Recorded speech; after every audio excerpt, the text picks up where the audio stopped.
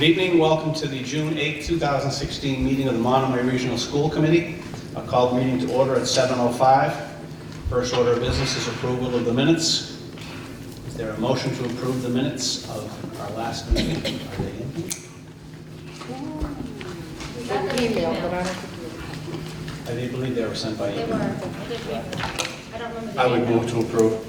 Is there a second? Second? Any discussion, any corrections, changes, additions, subtractions? All those in favor? Aye. Any opposed? Any abstains? No. Next up is Spotlight. What's happening at Howard Elementary School? Wonder who's going to tell us that.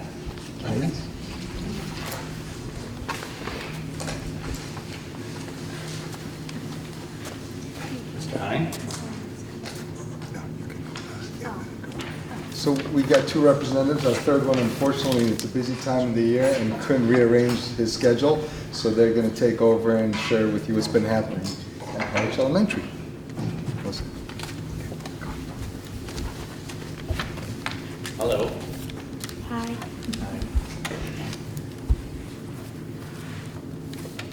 Hi, my name is Annalise Langelier, and I'm going to be talking about some of the things that happen at the end of the year with the fourth graders, like finishing out the year. Can you speak into the mic a little?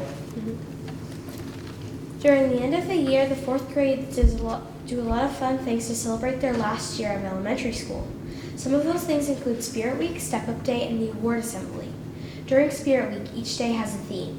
The 5 themes are Professional Day, where we dress up as what we want to be when we grow up, Formal Day, where we dress very fancily.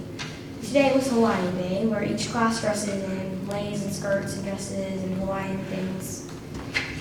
Color Day, where each class dresses in a different color. And Sports Day, where we all dress up in sports uniforms and things like that. And on Step Up Day, we spend most of the day at the middle school, and we have lunch there, and we get to meet some of the teachers and see what it's like. And we get a tour of the middle school, and at the award assembly, we get awards for things like perfect attendance, and we get the Brooks Medal and other things like that. And also, the 3rd and 4th grade concert had third and 4th grade chorus had a concert in the beginning of May, and there were so many soloists that signed up they had to do another concert so all the soloists could have a turn.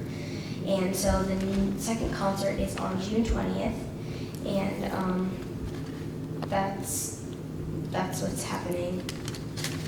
And there's so many things to keep up with, it's hard to keep track, but we somehow managed to keep track. Where will the June 20th concert take place? You said the June 20th. Yeah, at the elementary school. Thank you. With the recorders. Hello, my name is Amber Dole, and I am part of the AGS School Committee. It has been an honor to attend Howard Elementary School with all of its programs and amazing education. There's also been lots of activities. I'm here tonight to fill you in with the information about these activities. In first grade, every year the teachers make a show of the first graders titled The Life Cycle Play, with fun tunes and cute characters. These first graders got it on point. Another thing Howard Elementary School is going on is Field Day.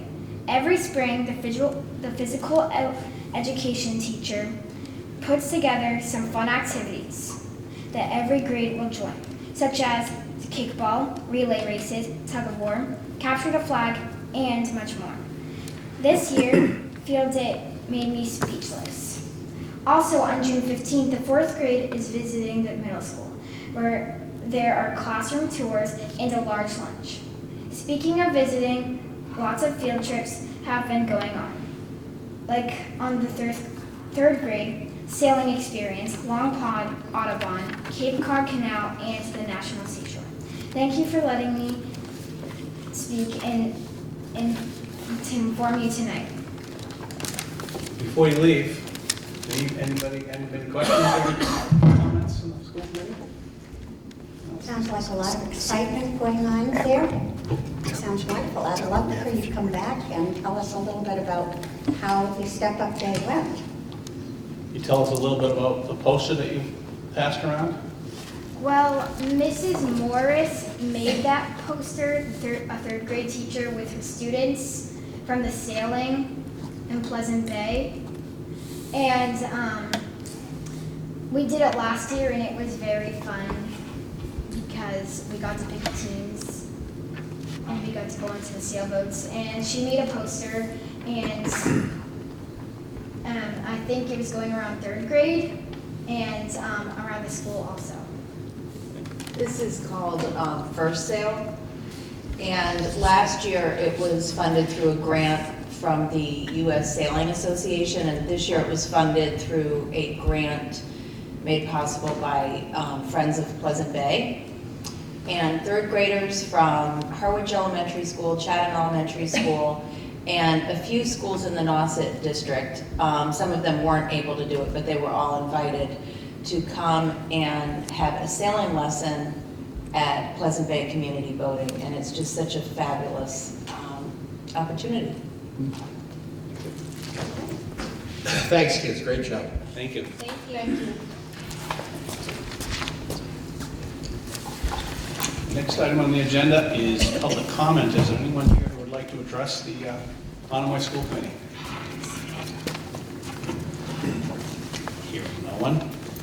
Do we have student representatives today? I think our primary student representative graduated on Sunday, so I assume she won't be here. That's too bad. They're ready to take over, aren't they? There you go. The two that we just had, yeah, absolutely. So I guess you don't have a high school representative tonight. Next item on the agenda then is recognitions. Mr. Carpenter, and Just to quickly comment on something that I know a number of the school committee members have also shared.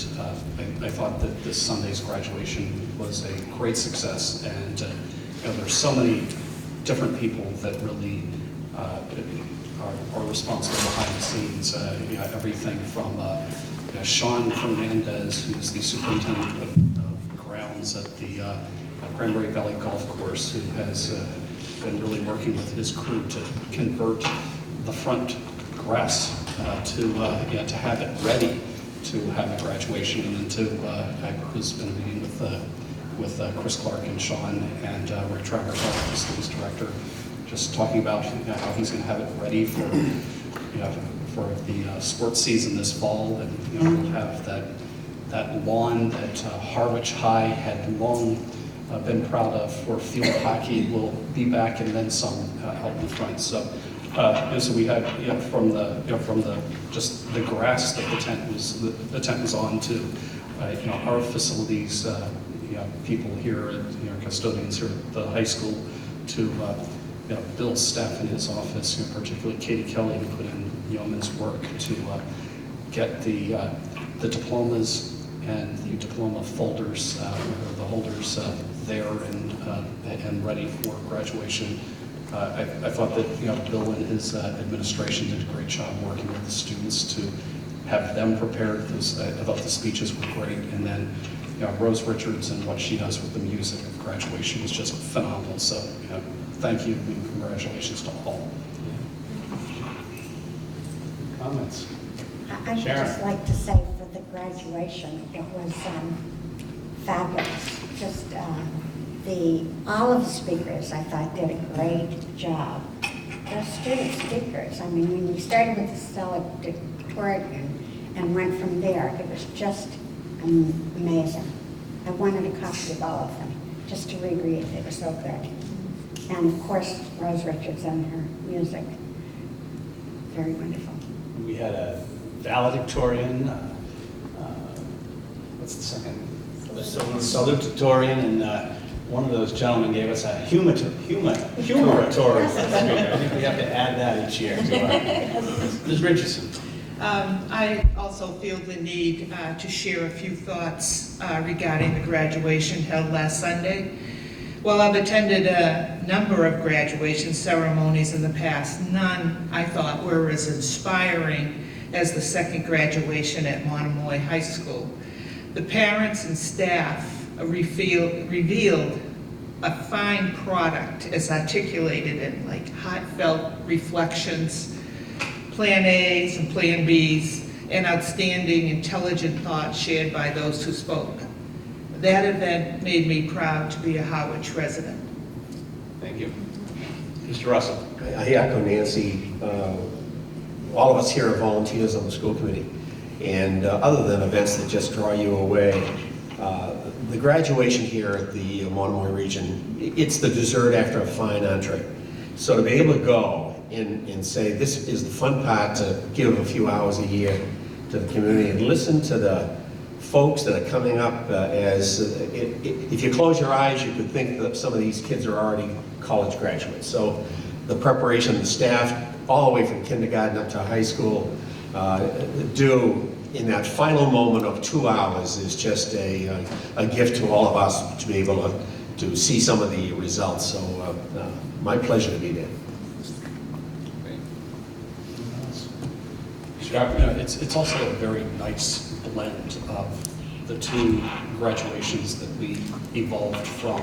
So you've had everything from the roses that you would see given at the Chatham graduation to some of the pomp and circumstance that you'd see at the Harwich graduation. And I also thought it was nice to pull the awards ceremony or the convocation out, to have it on a separate night. It gave us more time to hear more from the students and have it really focus more on them and their stories. So I thought that was a great change for this year. Absolutely. Thank you. And were there any other recognitions? Okay. All right, next item on the agenda, reports and discussions. First item is the Monomoy Regional High School Performing Arts trip to New York City, December 2016.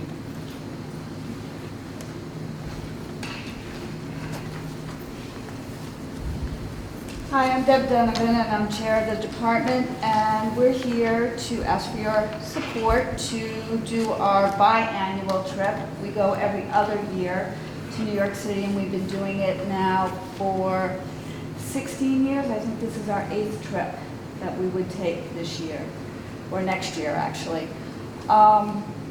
It's really the same trip, working with the same tour company. We've had great success with them. They're very thorough, very safe, all of those kinds of things. And the price is still reasonable for our students. We do fundraising. We'll do a fundraising in the fall, the ad book that we hand out at all the concerts and shows. Kids can raise money and basically go cost-free if they're ambitious enough to get out there and sell enough ads. And we also have a scholarship program for students who have worked in the department. We have a scale that we created back in the very beginning when we first did the trip, where students who are in shows earn scholarship money towards the trip, or help hang art shows, or do community service for the department, things like that. They earn money towards this trip. So it can become a very, it can become a free trip for many kids if they want to get going on it. So you have in your packet kind of the agenda. This is not set in stone yet. We can make changes to it, but basically we go to see the museum. We do workshops down in Lower Manhattan with Broadway actors. The workshops, they bring in Broadway people that actually talk with us, work with us, and teach the kids. We do some fun things, Radio City Music Hall. We see 3 shows, one each day. And it's an amazing trip. The kids really, really enjoy it. They talk a lot about it, and a lot of good learning that happens. We do something for the music kids, something for the theater kids, something for the art kids. It's just for students in the fine and performing arts department. So they have to be in our classes to be eligible for this. So anything I can answer? Questions? Scott? Current students, or could they be a student who's in a class this year but want to go next year, or do they need to be enrolled? They need to be in our classes. We're a little flexible with it. The idea is that we know the kids that we're taking. So we end up with a kid, that's had 3 years of art and can't fit it in their schedule, or they've been in the shows but not in the classes. So they're part of the department, kind of thing. Thank you. Mr. Russell? Yeah, in past years, how many youngsters attend the trip? About? We cut it off on the one bus. One coach. We did one year take two. It just was a little overwhelming with that many. So basically, between 40 and 50 kids go every year. Stella? So when you cut it off, does that mean kids are left that want to go, or what We happens? really haven't had that happen. So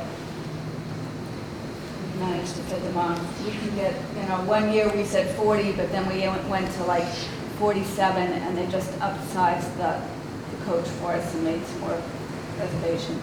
So they're very accommodating and can make those kinds of changes as Looks necessary. like a wonderful thing. It's fun. It's really fun. Mr. Vaughn? Having been on the Gerber tour with the 8th grade class 5 years ago, they do a great job. It's a well thought out itinerary. So I would move that we approve the 3-day New York City theater tour for the fine arts. Second. Any further discussion? All those in favor? Aye. Any opposed? Any abstentions? It's unanimous. Thank you. Thank you. And we also have the Monomoy Regional High School proposed French students trip to Quebec in October 2016. That's right. Québec. Bonsoir. It's great to see everybody here. Do you have in your package? You do. That was amazing. Okay, well, thank you very much for this opportunity. I really appreciate it. And Just for the record, could you identify yourself? oh, I'm sorry. Okay, Leslie Baker. I am the French teacher here at the high school. This is actually, this proposal, I've taken this particular trip. This would be my 6th trip with this particular company. And it's my 8th trip leading students to another country, foreign country. And just a few little facts, because, now that we are this wonderfully multicultural, multilingual high school program, just want to reiterate how important French language is to our European neighbors, to our global economy. Canada is our #1 trade partner, and equaling pretty much exports and imports. They are followed by Mexico and then China. So at 15% of our trade, we can attribute to Canada, 14.8 Mexico, and China 14.7. And what's interesting is when you look at Mexico and then you look at China, the export-import ratio is a little bit different, and yet it still represents a tremendous part of our economy. Furthermore, among the top 15 countries, you have additional French-speaking countries. For example, France, Switzerland, and Belgium. So French remains a very important economic language, a world language, a powerful language, and part of our students' 21st century skills toolbox. So that's one of the reasons why I seek to once again lead a trip to Canada, where our students can experience living French. From the moment they cross the border, they are seeing signs in French. They are speaking with our bilingual tour guide and shopkeepers and so on and so forth, and myself in French in the target language. So we look to do a little bit of a mini immersion program here. Yeah, 3-day trip. Any questions at this point? Questions? Yes. Sure. So, I don't, there's probably somewhere the finances, but I don't see it. You don't see, okay, so, it's not, let's see. This is just the itinerary.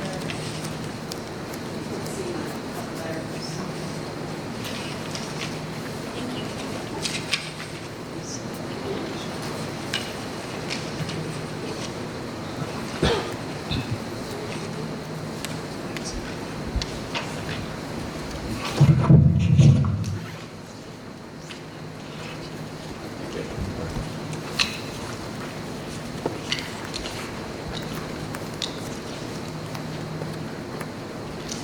So on this cover page, I'm looking at a 20 to 24 student range or a 25 to 29 student range, probably cutting the trip off at around 30, 35 max.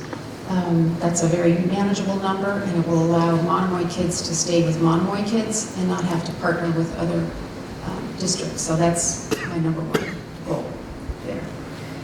The 3-day trip, if we have 20 to 24 students, is just under $600, $599 for 3 days. So that we'd be leaving the bus, leaving here on a coach, crack of dawn on Thursday morning, and get up to Quebec, arrive in Quebec sometime around 3-ish, and then we begin our tour right away. We continue into the evening and into the next day, and then leave Saturday afternoon, roll in late Saturday night here, and the kids then would have Sunday to recoup and back to school on Monday. So the tentative dates that we are looking at are November 10, 11, and 12, which fall on a holiday weekend. Thereby, the students would miss only Thursday. Friday is a holiday. So, the 25 to 29 student range, you can see, is $549. The price includes, obviously, transportation, hotel. It's a quad occupancy, which is very typical for student tours, and covers all the entrance fees and breakfasts, but not lunch. So students would be responsible for paying for their lunch. For their lunches, we typically go to some small cafes that are down in the Quartier Petit Champlain, which is, Quebec is, I don't have many of you been to Quebec City? So it's a World Heritage Site, as you know, and it is a 17th century European city. I mean, it's absolutely charming. And so we will have lunch one day where the kids will get to wander around some of the cafes and the shops and interact with Québécois. And then another day we'll have lunch en route as we go to Saint-Anne-de-Beaupré, which is a beautiful basilica just outside the city. Questions? Comments? I entertain a motion to approve the trip. I would move to approve the Quebec trip for the French students here at Monomoy Regional for next November. Second. Thank you. All those in favor? Aye. Any opposed? Procedure. Thank you. Merci. End. Monomoy Regional High School Improvement Plan.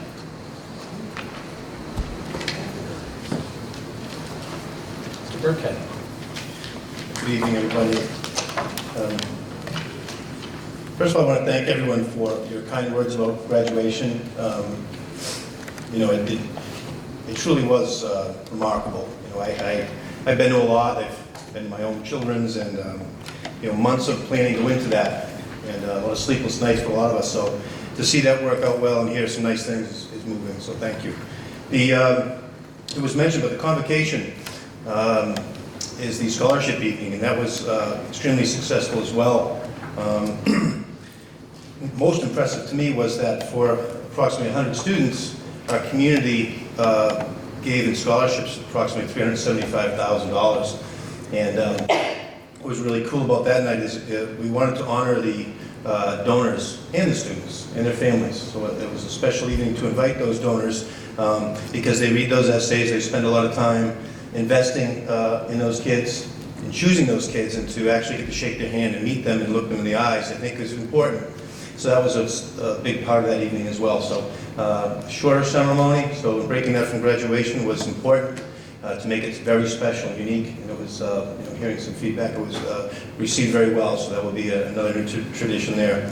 I also want to thank you tonight just supporting all of our trips.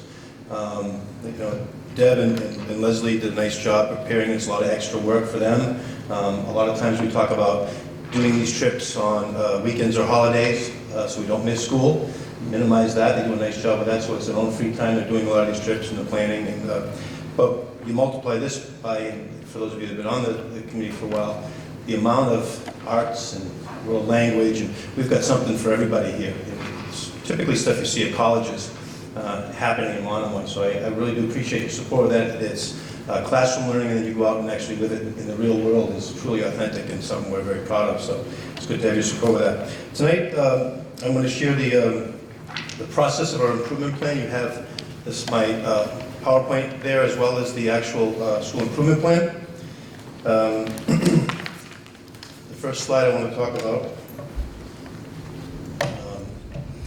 is the quote at the top, or basically our district motto ad lucem, Latin for to the light.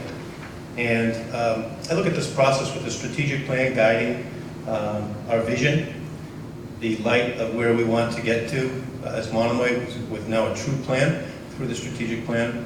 Our school improvement plan, we work real hard to align with the strategic plan, and I think you'll see that we were successful in doing that. And the quote I use there from Steve Jobs is, if you are working on something really exciting that you really care about, you don't have to be pushed, vision pulls you.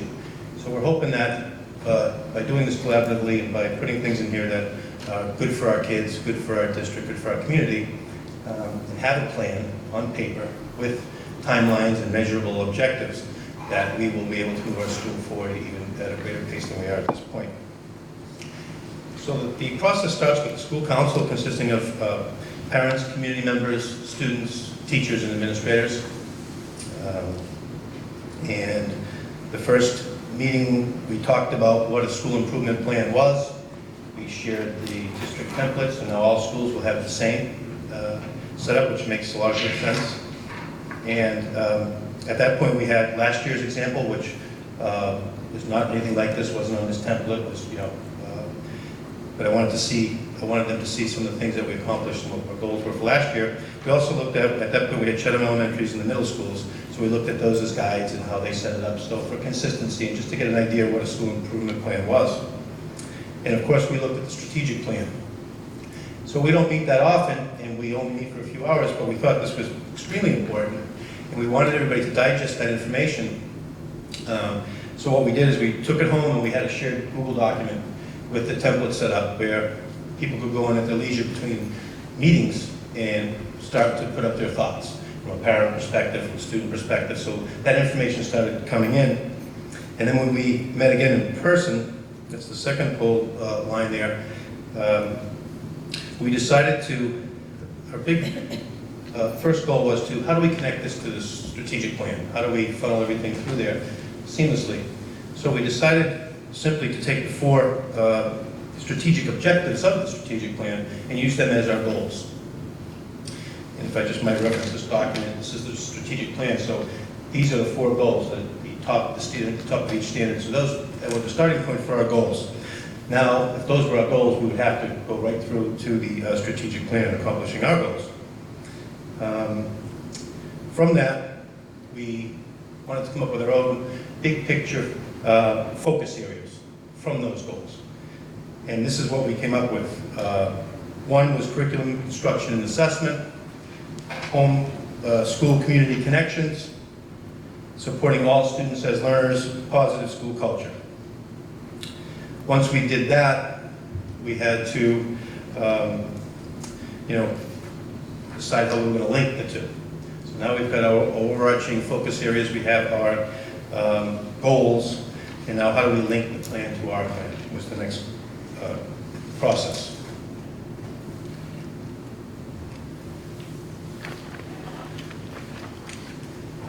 Okay. So what we did for that activity is we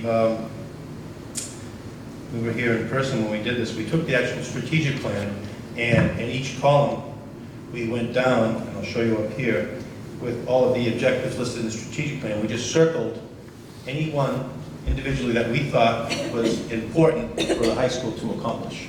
And we came to a consensus. So we used those to begin writing our strategic plan. So you can see a lot of background time was spent on understanding the strategic plan, putting it in our document as goals, and then coming up with links to the document that we wanted to accomplish. At this point, we talked about making the goals SMART. And what that means is they need to be specific, measurable, achievable, relevant, and timely. And I think what you'll see in this document that you have is that that is within each objective that we have a time frame, they're clearly articulated, and then there's an evidence measure or product column that we added. I think the middle school had it, that I thought was excellent. So when I come back here next year, when we go through these, we'll have some evidence that we achieved those goals or are making progress toward those goals for accountability purposes. So I thought that was excellent. Now what I did is we got the department heads of our school involved. Each department of our school is represented. They had to document this point, saw what progress we made. They had the focal areas, they had the links to the strategic plan, they had the strategic plan, and I asked them to speak with teachers and then come up with input on some of their objectives. So I collected all that data. In the meantime, school council now is home doing their shared document, adding more input at home. So it's a constant, it's not just at meetings, we're working through the meetings on our own. So I got a lot of data, got a lot of information. And my next objective was to collate that into patterns and put it in some kind of a draft where we could review and make a final decision on it. And what I did is I aligned it to the NEASC standards. And if you're not familiar with NEASC, that's the New England Association of Schools and Colleges. They accredit pretty much most schools, and they certainly do ours. They're coming in 2018 to visit our school and do a study, do a self-study. They come, they check us out, they base us on a comprehensive list of standards and substandards and micro-standards. There's a lot of research-based information that they assess us on. The old reputation of NEASC was, oh boy, it's one more thing. We're going to spend a year doing NEASC, okay, coming up with core of that, doing all this extra stuff. If anyone that's ever been in education, that was my experience as well. We're going to do a faculty meeting. Okay, we've got NEASC coming in a month. Let's get the mission statement banged out in the staff meeting. We'll post it on all the walls, and we'll show them that we know what we're doing. That's not how we will do this. And how, and I promised the staff at a staff meeting one day that it will not be one more thing. It will be part of what we do. So my next challenge is, well, how do I keep that promise and not making it one more thing? Well, I included the NEASC language and standards and meshed them into the information that everybody gave me from the school council process that I told you in the department heads.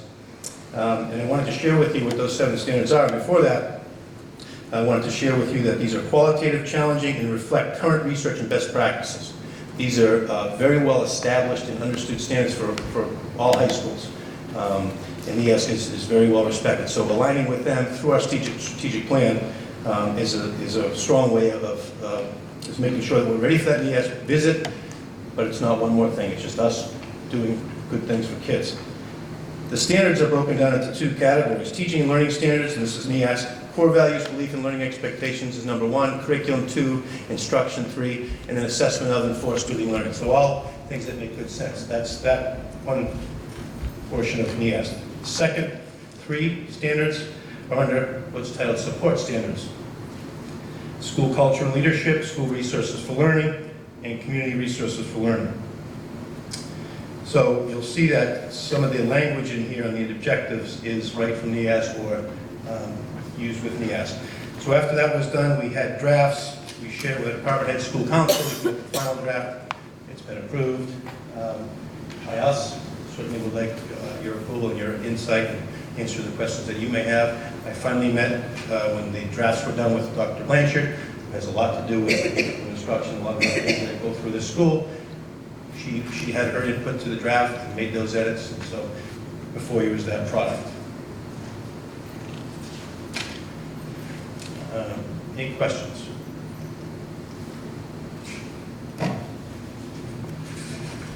Questions, comments?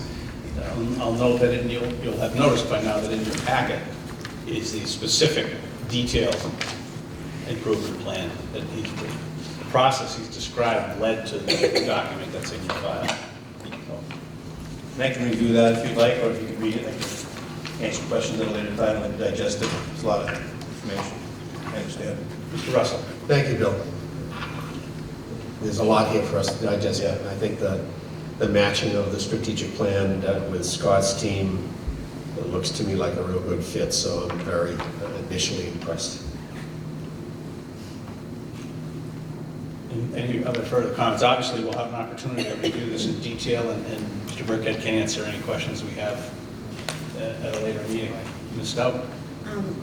It's not really about this particular one, but it's just occurred to me that we're going through the strategic plan right now. We haven't finished that strategic plan. And all of the schools are asking for approval of their professional development through 2018. So they might be needing some adaptation or something, because some of the things that we're just looking at tonight aren't in these. Well, you have the entire strategic plan at your disposal for coming up with Yes, this. I can maybe take a stab at that question. What I'm referring to, I didn't, since we only got the last part of the general strategic plan yesterday, I didn't really have much chance to look at it, but the social emotional curriculum is to be developed yet. I don't see addressed in, I mean, I didn't really dig out the others, this only occurred to me right now. And so a lot of these things are, I mean, these are fabulous things. I don't have a problem with these things that are being done. It just occurred to me that we might be doing something a little bit out of order, that's all, because of that one thing. Yeah, well, I can only speak for what we have. We use that as a guide, but these are certainly things that we will need anyways. And there is a component of social emotional students studying teacher-student assistant teams in here. So you'll see it in the document with documents of how we identify students, how we support them, follow through. Yep, so that made it into our document. I guess what I was referring to was the curriculum, the new curriculum for social emotional, for all the different levels. It's just going to be presented tonight, later, after this. The way I look at the school improvement plan, if it's okay with you, is it is a living, breathing document. You know, not stone, it's our first one. The timelines here are estimates, and you know, with your input and with our input, and then coming back next year and saying, well, we're a little behind on this, or we're a little ahead on this, or we'd like to include that curriculum. There's always room for that. If it's okay with everyone at this table, I'd be happy to do that. I appreciate it. Sure. Anyone else? Well, thank you for the outline, and I'm sure that once we've had a chance to review it, we'll have some additional questions. Thank you. Thank you. Thank you. Next item on the agenda is the Mass Association of School Committees District Governance Program. And we have a guest speaker tonight from the Mass Association of School Committees. Good evening, everyone. I'm Dorothy Presser. I'm a field director with the Massachusetts Association of School Committees. Thank you very much for having me to tell you a little bit about the district governance program. And I was listening to the students, I thought, well, I'm not going to be nearly as exciting as that. But I get excited about this program. So I'm really happy to be here to tell you about it. I'm going to give you a little bit of sort of broad background about the program, then delve into more specifically what it is, and answer any questions that you have about it. The program was developed initially by the Massachusetts Association of School Committees, Massachusetts Association of School Superintendents, and the Department of Elementary and Secondary Education. In sort of a unique move of states that got Race to the Top money, our Department of Elementary and Secondary Education decided to put some of the funding towards developing this program, sort of towards professional development for school committees, if you will. So that's how it had its genesis originally. The objective of the program is to help participating committees adopt governance practices that have been shown through research to be successful in raising student achievement.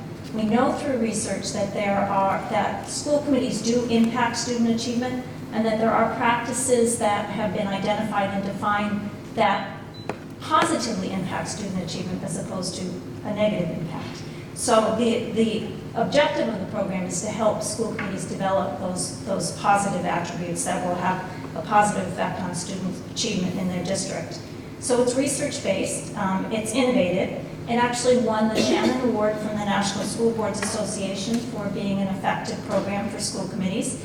And it's the subject of a book chapter that I co-authored with Nancy Walzer. Nancy and I were the co-curriculum writers, actually, for the program. So to date, over 60 committees have participated in this program. They've ranged from level 1 districts to level 4 districts, all over the state, urban districts, rural districts, suburban districts, regional, vocational. So it's been all kinds of different districts that have participated in the program. One of the things that I didn't understand was going to happen when this program was initiated was the sort of the cross-pollination of good ideas that could take place with all these different committees that were participating. Sometimes I'll be talking to a committee that will be struggling with how can they do things better, or they hit a certain issue, and because we've talked to other committees that may have hit that issue and found a way to solve it, we're able to share some of those really good ideas.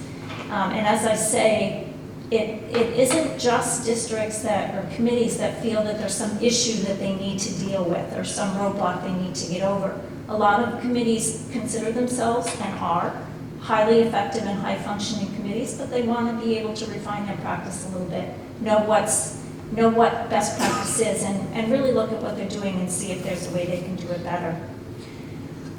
It's a flexible program, so no two committees get exactly the same program. I work really hard to understand where the district is, where the committee would like to spend their time, and so forth. Based on what I just heard, the presentation I just heard about strategic planning and school improvement plans, I'm guessing that if you decide to participate in this program, goal setting and planning around strategy is not something that you will need to spend a lot of time on. So I really do try to understand and talk with districts or committees about where the time is best spent for that committee. One of my favorite things to talk about when I talk about the district governance program is this is a member service, so there is no charge to you for participating in the program.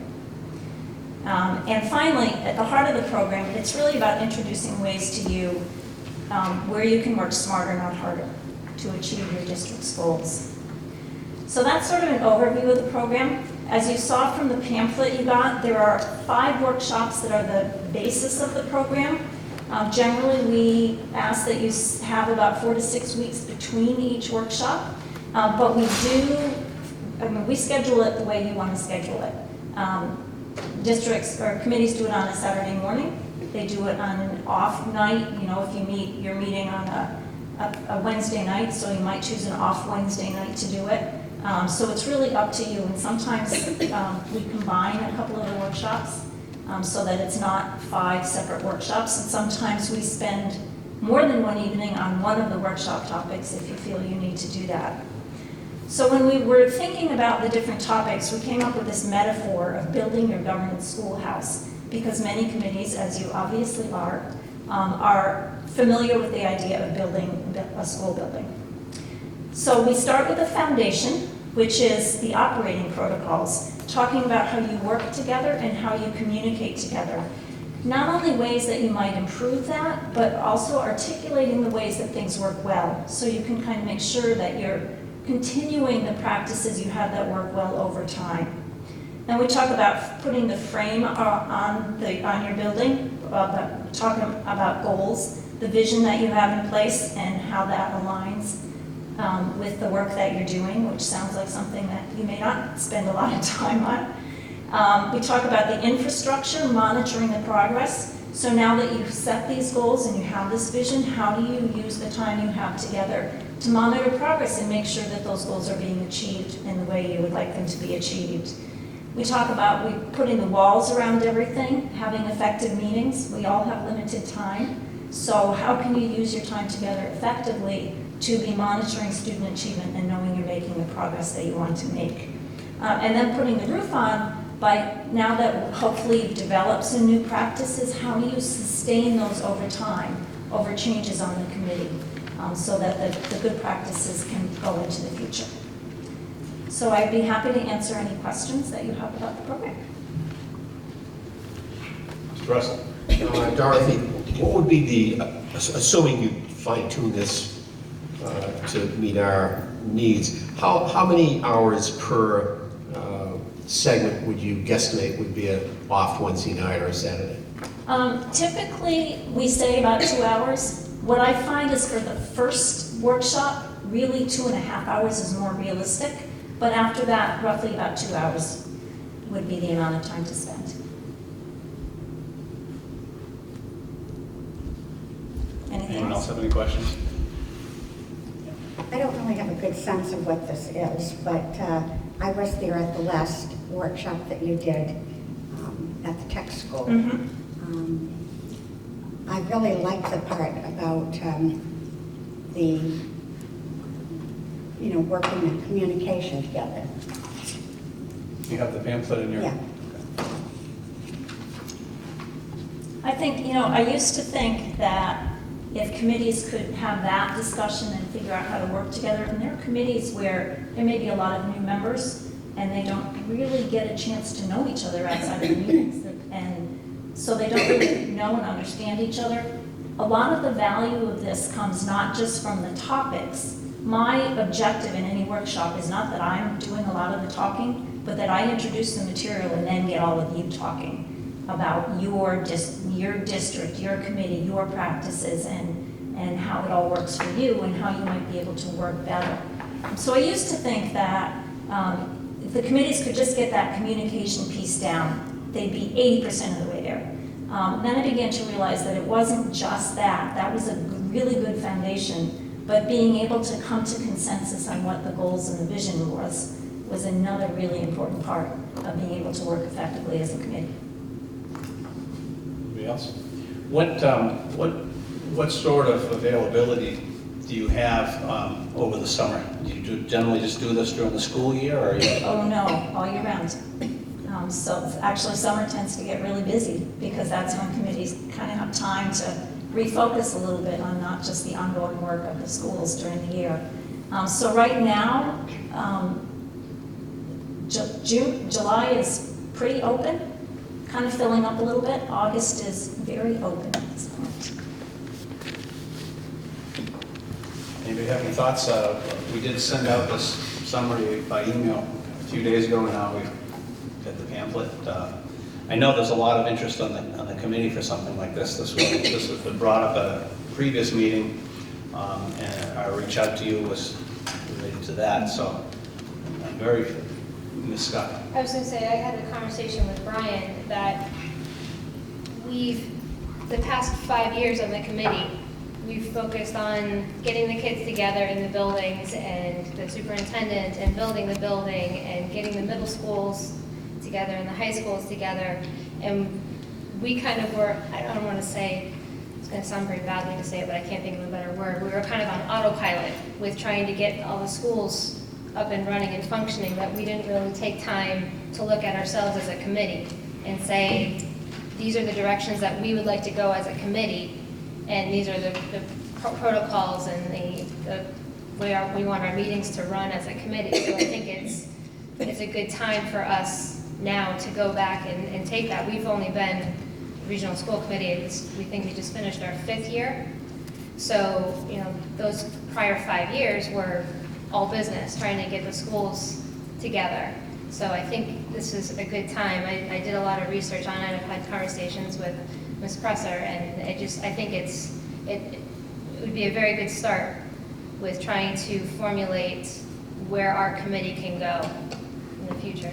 I know that on your website, you also, one of the recommendations that your association makes is that just as the schools are involved in, evaluation of the administration and evaluation of teachers, your association recommends that school committees engage in a self-evaluation. Yep, exactly. How would something like that, is that a specific module, or does that jive with this, or is that just a recommendation that this is part of? It jives with this. What we sometimes talk about is, we talk about having some tools that you put in place. And when we talk about developing operating protocols, that really can be a tool one of the tools you can use for self-evaluation. Really, the question you're answering with self-evaluation on the committee's part is, are we doing what we said we would do? And taking the time periodically to look back. And some committees have, as they've gone through, looked at other tools. In one of the workshops, we take a year's worth of past agendas. So you can look at, gee, how did we spend our time? Did we spend our time where we thought we were spending it? Where might we want to spend more time, or where can we be more efficient? And I had one committee that said, that was really interesting, we should do that every year. We should take time every year to look back and see how we were, if we were spending our time where we think we should be. So and we also have some just sort of more basic generic tools that committees can use for self-evaluation. Mr. Russell? You know, as we said the last month or so, I think it's a valuable opportunity to engage in, whether we find ourselves in July and August and have a subcommittee of this group fine-tune whatever the key points here, which one of these building foundation 1 through 5 are most important, and so that we all get targeted.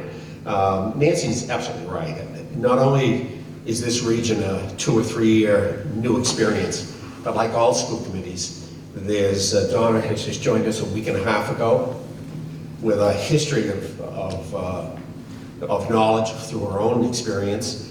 And some of us have been here 4 years, 5 years, 7 years. But in many ways, we're all strangers to each other. Most especially because they've been 2 towns that have brought together.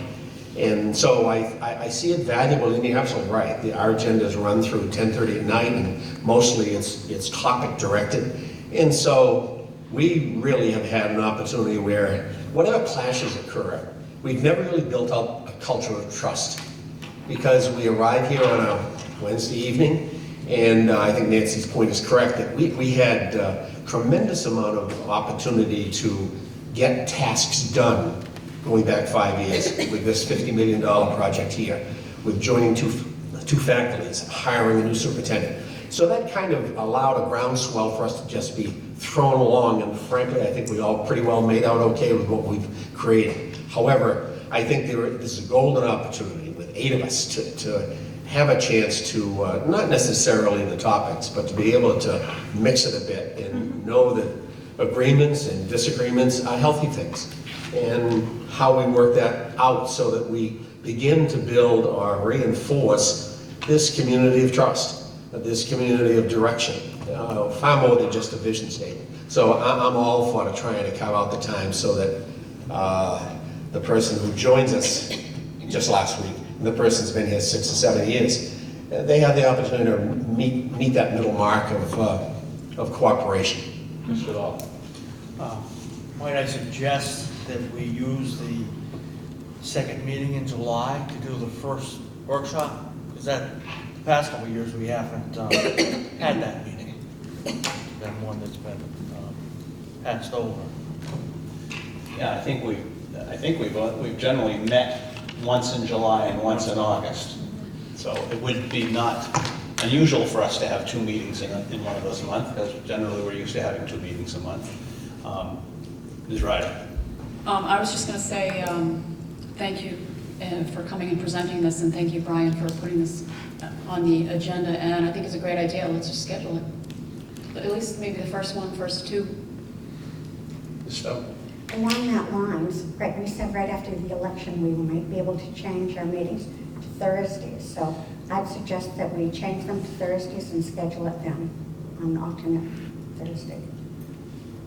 Well, our meeting schedule is on the agenda tonight, so that's definitely the right night to be talking about it. I know we've discussed this a number of times in the past and had some difficulty coming up with a night that everybody can do it, but I'm personally certainly open to the idea of, whether we want to have a completely different night or have 2 different nights, Wednesday the 1st of the month and the Thursday the 2nd, or whatever anybody could work out.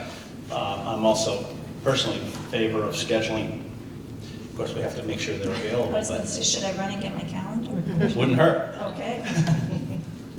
I personally can't do that. I'm renting an office space right now on Thursdays, but I've made arrangements. I've been asked to change it to Wednesday.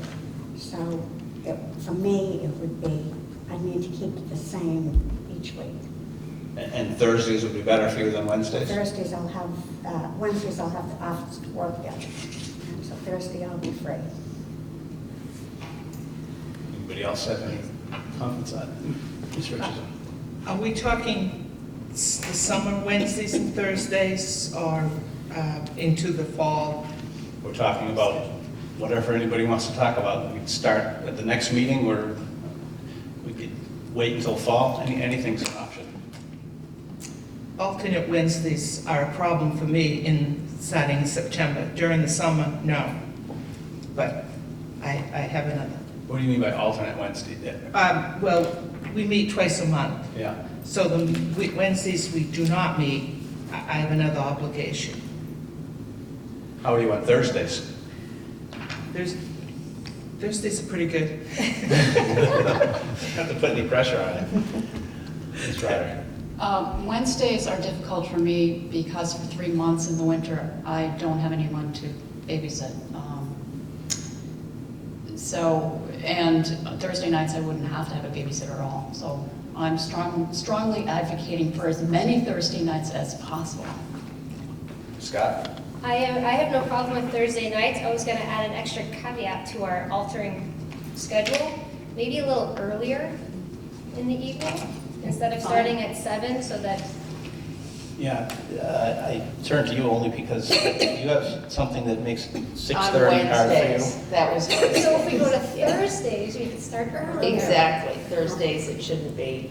I shared this with you before as well, but I think it's, for the audience and the staff members and any parents and kids that want to come to our meetings, having to stay up till godly hours of the night, in my mind. Just be able to finish the meetings earlier, it would be nicer for our lovely audience and me. So, I work till the minute I come in usually, so it's hard for me to do that. But what I would suggest is that we wait till after our effective meetings happen. And maybe we won't be needing to have these meetings quite as long. anybody else have any comments on Thursday initiative at all? That's fine, but in our speaker's deference, we should let her finish up before we really delve into us changing our schedule. That's a good point. Well, I thought that too. We don't but I have to, figured we don't have to Thursday do a would meeting, apply to we her. don't have to do it on a meeting night. Right. That's kind of a different. Right. So what is the, how does the second or third week of July look on your schedule? Just at random? Let's see, the second week being the week of the 11th? Well, we do have our calendar in here, don't we? July 13th, we're supposed to have that meeting. Our meeting is currently scheduled for July 13th. Okay, all right. So maybe the following week? I can't do the 20th, I can do the 27th. I can do the 14th, 21st, or 28th, which are all Thursdays. The 21st, so that would be the Thursday Yeah. of the week that was just mentioned? Yep. Thursdays are much better for me in the summertime. Anybody I have won't any be thoughts here the on last July week. 21st? Works for me. 21st? Yes. All right, Book us in. excellent, excellent. I'm gonna just grab it. Time to be determined. Yeah, can we get back to you on how much we want to, how much, how many programs we might want to try to squeeze in and Well, we what time? could do that on the 21st. We could Well, have a we need to- discussion about. Yeah, and keep in mind, you said 2.5 hours is probably the most realistic time frame for that. For that first one, Yeah. yeah. Yeah, right. Just, So could we do it at 6 o'clock? Yep. Anybody have any thoughts on 6 o'clock that night? One night, the whole summer, take a half an hour off of your work schedule, Sharon? All right. How about 6 o'clock on the 21st? That would be great. Which happens to be a Thursday, right? Yep. And you're providing dinner, correct? now you're getting things. What? Oh, wait, is the 20, oh no, you have June. July yeah. 21st. This, Scott. Just to clarify a question that I asked you before the meeting, the initial meeting isn't delving into one of these modules. The initial meeting would be delving into the operating protocols. It would But we could, out of that discussion generally comes more of an idea of where the other time can be best spent. Okay. Thank you. Okay, anybody have any further questions while she's here? Great stuff. Thank you very much. I Hey, thank really you. appreciate you coming down. I look forward to. We're all looking forward, July. I'm sure. While we're still on the subject, we don't have any further discussion about, well, actually, the next agenda item is school committee meeting schedule. What do you know? Good planning. Mr. Russell? I would suggest that if we move to Thursday, which I don't have my calendar, but that seems in my situation to be fine. I don't have any. Remember how blank it was? Being the oldest and the retiree. I would suggest though, because I'm the oldest, that let's make it Thursday all year, not Thursday, Wednesday, Thursday, Wednesday. Yeah, that would be Because confusing. I just think it's confusing, that if it's gonna be Thursday, commit to it, that's gonna be our schedule. Mr. Laval? I would move that we change our meeting day to Thursday nights. Commencing? Commencing on what day? I would say commencing on the first meeting in July. Is there a second for that? Second. Any further discussion, any concern? Mr. Laval? And I would also suggest that we have the meeting start at 6 PM. Second. Could we do that at 6:30? If I work till 6, then I could get here by 6:30. But if it starts at 6, then I lose 2 hours. Mr. Carpenter? Just a little point of information for you. Starting with our next meeting, we will have students filming us, and it has been conveyed to me that the only concern that the students have How late our meetings go. is that our meetings tend to go late into the night, and I think anything to facilitate the meeting not going to 11 o'clock at night and us losing our student filmers is a good thing. So we could start at 6:30 this year, and then we could do, in 2018, we can switch to 6 o'clock. As we start taking- That's what we see there. Do like school start time. That's right. Any other thoughts on meeting time? Ms. Ryder? I'm thinking that if we start at 6:30 and we work with MASC in these various workshops, I think we'll be able to get our meetings down to, start at 6:30 and they won't run so late that it's going to be a problem for the high school students. That's what I'm thinking. So we'll be able to accomplish what we need to. Ms. Scott? To follow up on what Karen is saying, that I think that if we kind of in our heads have a end time for meetings and, say that, kind of like a town meeting night, when town meeting comes around, they The say. end time I always have in mind is 9 o'clock. Well, that 8:30 works for me personally, but if we, like a town meeting, if it gets to a certain point, he'll say, all right, what's the consensus? Do you guys want to finish this up tonight, or do you want to put it off till the next night? So if we say maybe, 9 o'clock or 8:30, which would be much happier for me, is our end time, and then if we get to end 8:30 and there's one more item on the agenda that we really want to get to, then, if we have a consensus to get through it type of thing, does that make sense? So, I would agree that we could start at 6:30 and work with Mass to shorten our meeting times, and I'll stop babbling to shorten our meeting times. Since we're just kind of throwing ideas out here off the tops of our heads, and we were told at some meeting that the way Chatham used to do it was that one of their meetings was done one way and the other meeting was done another way. Could you give us an idea more about that? Usually the first meeting of the month was the on-camera operated meeting. And the second meeting of the month was used to do, it was an open meeting, not on camera, but that's where we did most of the policy and procedure conversations and took care of that kind of nitty-gritty work. The only reason that I was wondering about that is, the first half of our meeting tends to be presentations from students and things having to do with what might be most interesting to the public, the field trips and the reports from field trips, and sometimes we have singers, and so maybe we'd want to do that on one night and do more work on the second night, and just thinking out loud. Mr. Russell? Just as, and I know how challenging it is when the chair meets with the superintendent to build an agenda.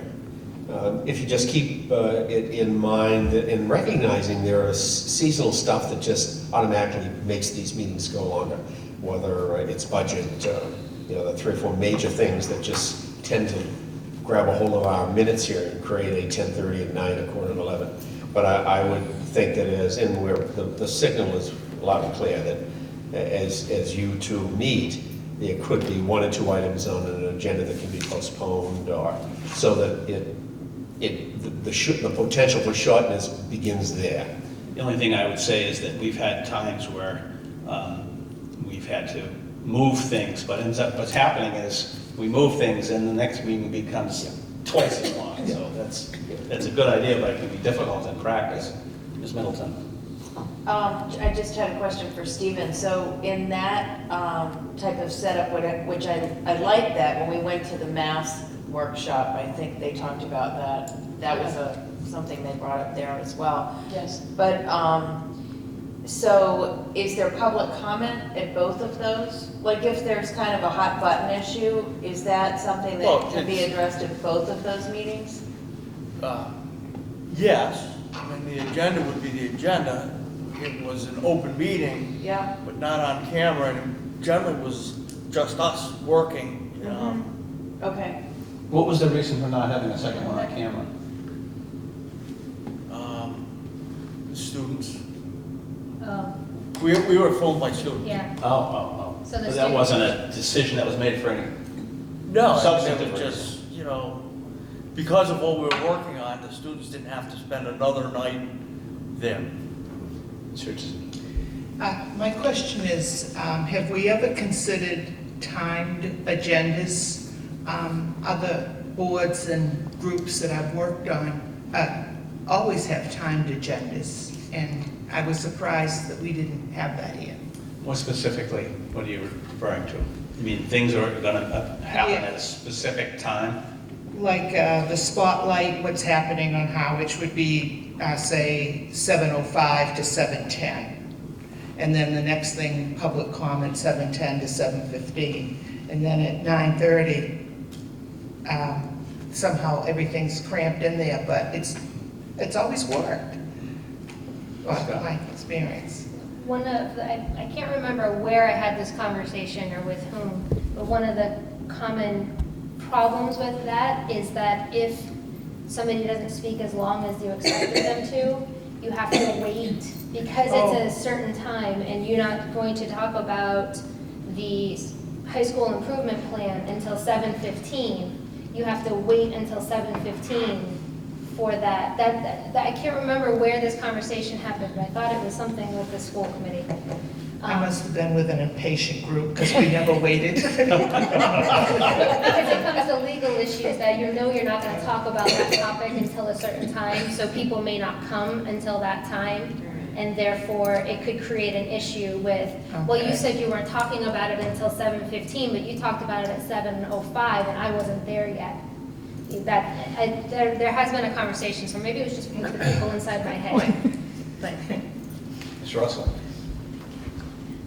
I'd suggest we start with these Thursdays in the summer and work it out and have these 5 workshops and see in our own way how we're able to shorten up our conversations, even though a lot of what we deal with is unpredictable in the way of public comment, questions and answers come about. And one other caution, not that I experienced the Chatham regular agenda item on TV and then a workshop but yet open meeting. Keep in mind, we've increased by 2/3 the responsibility by coming together as a region. So a somewhat smallish town, Chatham might be able to pull that off the ears and get their business done. So there's a reason why we have some stuff that's a lot busier than just Chatham. So I don't know whether or not in our quest to make certain we're in and out of here, we don't want to go too far, because there's stuff that we're going to have to deal with.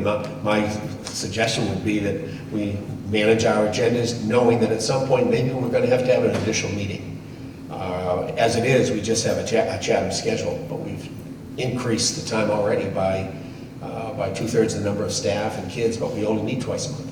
We already know we already know that there are going to be times of the year, like the period we're just completing, where the meetings, where there's going to be a lot of things on the agenda.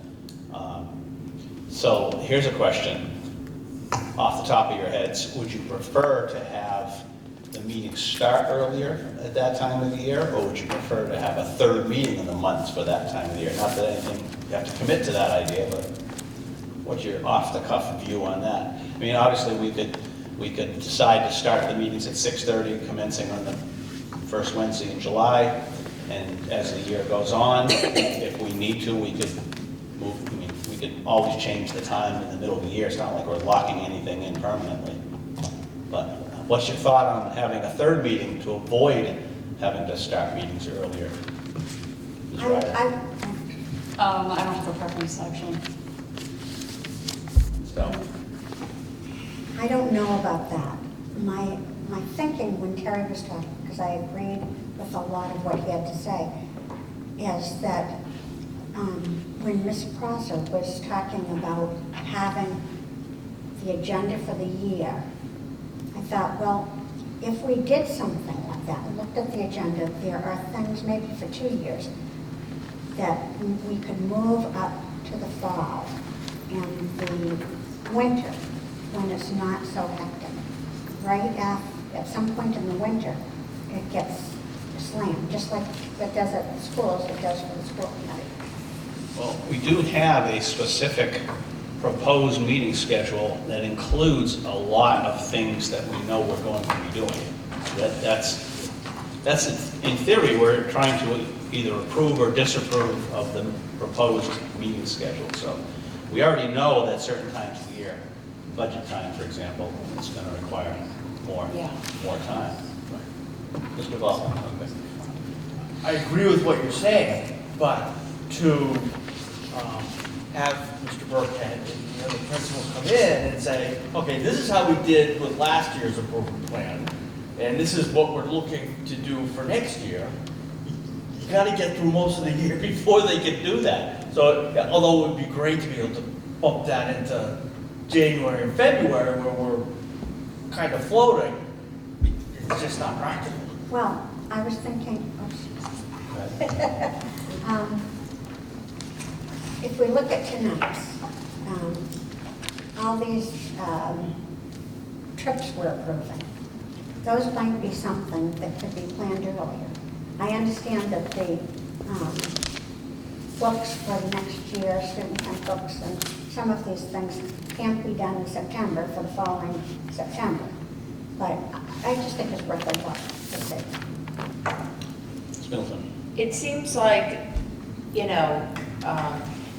there's always going to be quite a lot of meat in the spring, just with things wrapping up and looking towards the next year. And to me, it makes sense to have, I would rather have a third meeting than a late meeting, because I start turning into like those kindergartners at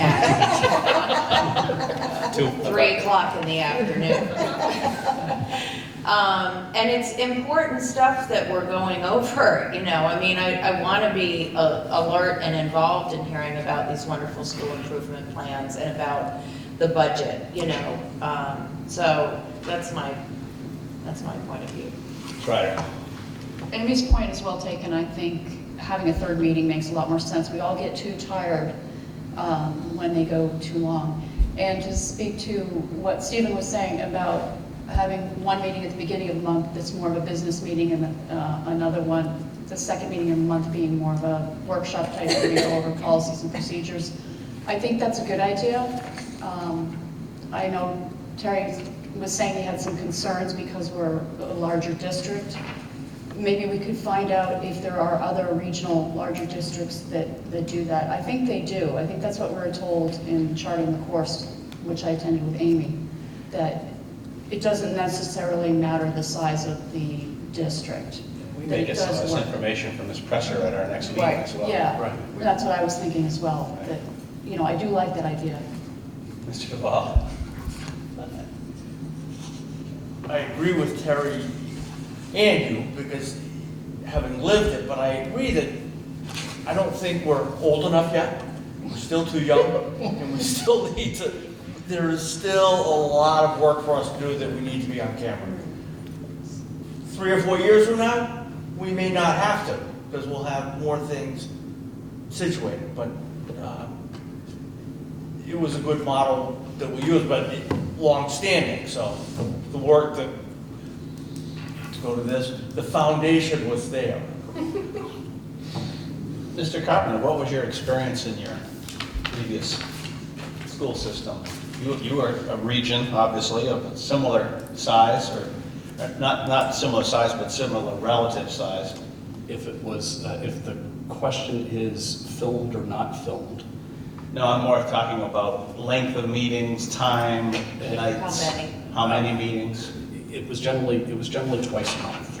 I think some meetings went relatively short and some were longer, and there is an ebb and flow to the year. You try to space it out as best you can, and try to, in some levels, you're in fall trying to stack, more presentations that are, that it might be coming from departments, because your meeting agendas tend to have more space for that then, and knowing that you've got this, this whole range of things that you have to deal with in the spring.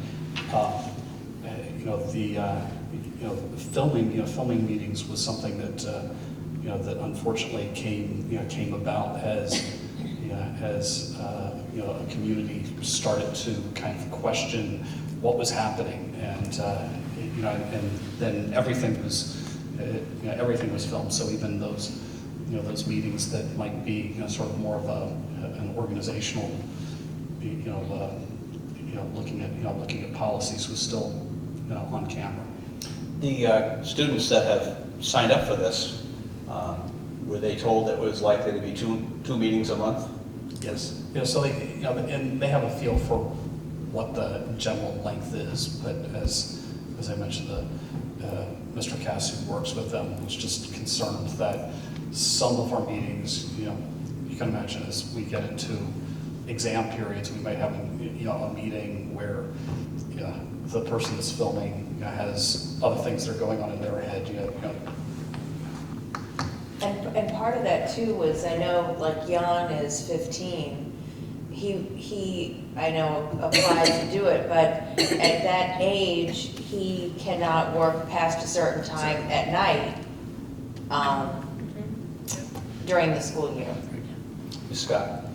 I had a couple comments. One, I have a concern about what was raised in terms of getting the work done that we need to get done at the 2 meetings a month. And I think that if we go into a unfilmed meeting, it's going to be questioned why. Why are you not filming that meeting? Why is that meeting not filmed, but this meeting is filmed, although they're both public meetings? So I think that might create some curiosity as to why. And then my other thought was I would be more in favor of shorter meetings. I think I've made that kind of clear. So I would say 3 meetings a month would be better than having even, I'm okay with earlier start time as well, but I think that would spread out the information more. And to piggyback on that, since the students were told 2 meetings a month, maybe that 3rd meeting, if it's not specifically needed as a business meeting, we could have it as a workshop if it's already in our calendars for a 3rd meeting a month. Just a thought. Ms. Richardson, do you have a further comment? No. Oh, okay. Sorry. She's practicing the shortness of the meeting. Yeah, right. I'm wondering why we're beating this to death, right? Sharon? Right now, we must have something in our budget to film, since we have a staff member doing it. Is that correct? And so are we eliminating that funding for this?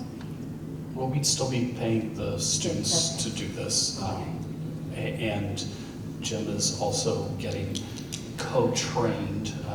So if for some odd reason, the student's not here or suddenly needs someone to study for an exam, that Jim will be able to step in and make sure that we continue to live stream for the viewing pleasure with everyone out there.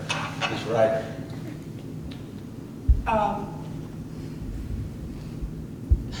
I guess I just wanted to comment and say thank you for your input, Stephen. It's appreciated. You've had a lot of years and, you know, being on Chatham and then being on the regional school committee. As far as, you know, going to a different format, let's shoot for 2 years. How about that? Instead of 3 or 4. I don't know if Steve was pushing the idea. I asked him to explain it to us because that's the No, I way know. they had done it. Well, why don't we plan on 6:30 for as many, for a while, see how it goes. And then maybe we could start meeting earlier or come up with a third meeting, but, so the next meeting would be July 13th then, right? 14th.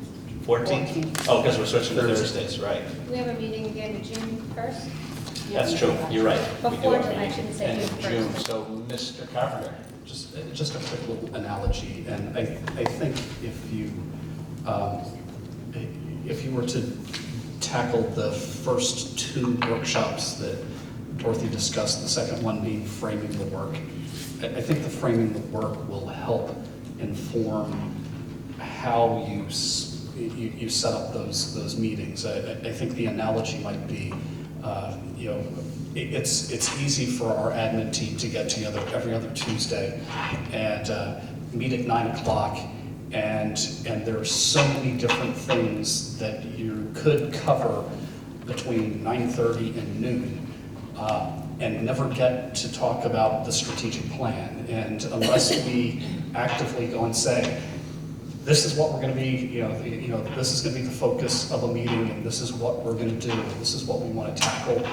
You know, there are times that we have to go and frame our own, objective to make sure that, that the work that we're tackling is the work that's most important in getting done. And I think that going through this effort with Ms. Presser can help, I think, facilitate that process for the committee. So we'll meet the last meeting in June at the currently scheduled day and time, because people potentially already have things scheduled for this month. And we'll start on July 14th, meeting at 6:30 on Thursdays. And we'll meet the 14th and the 21st in July. That sound right, everybody? The 21st is. the 21st will be our meeting with Ms. Presser. But Thursday, July 14th is 6:30. 6:30. And the 21st is at 6. We do have our 6 on the Okay. that's right? Ooh, good. Yeah. We'll ask our secretary to remind us all of this on multiple times and occasions.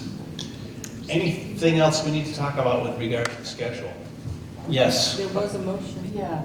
What was the motion? Change the meeting to Thursdays to begin at 6, but Ah, amending it to 6:30. Amend to Motion 6:30. by Steve, seconded by Sharon. thank you. Would you amend your second to have the meeting start at 6:30? Okay. Subject to the fact that we're going to meet on the 6th, on the 21st, No, and we're 14th. still going to meet on yes. On the 21st, we're going to meet at 6. Yeah. And on the, That is- whatever the meeting is in June, we're going to meet at 7. June 22. Thank you. June 22 at 7. I'm amending your motion. July Again. 14, 6:30. But mine is for regular meetings, the Right. 21st is not a regular meeting, it's a workshop. So, come on. So your motion begins on July 14th. Correct. Okay, now that we have that, everybody understood the motion? All those in favor? Aye. Any opposed? Okay, it's unanimous, thank you. Strategic Plan Column 4. Fortunately, we have all received an online version and have had an opportunity to review it in great depth. So I'm going to ask Mr. Carpenter to discuss the highlights with us. Mr. Carpenter.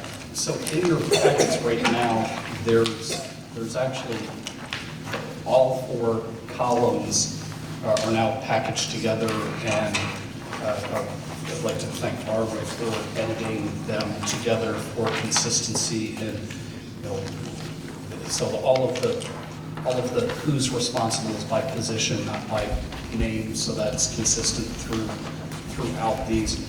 I'll apologize to Terry and whoever else to get the strategic plan to fit on one page. I shifted from columns to rows on the second page, but so if we leap towards the back of the document, what I have suggested is once the school committee approves or adopts the action steps or this package, we would then put a date on the front where it says pending and put page numbers throughout to make it easier to jump through. But we are moving to... Just before you do, just so I'm sure what you just said, there have been changes made with more specific information on the objectives that we've previously gone over in this version, correct? So this is the one we need to keep. I think before it might have said Carla, and or it might have said curriculum coordinator, and it says director of curriculum. So this is sort of so it's a consistent format through the whole now put together document. So subject to further modification, what you've given us tonight is what your proposal is. Correct. Final draft. Content of the other columns hasn't changed.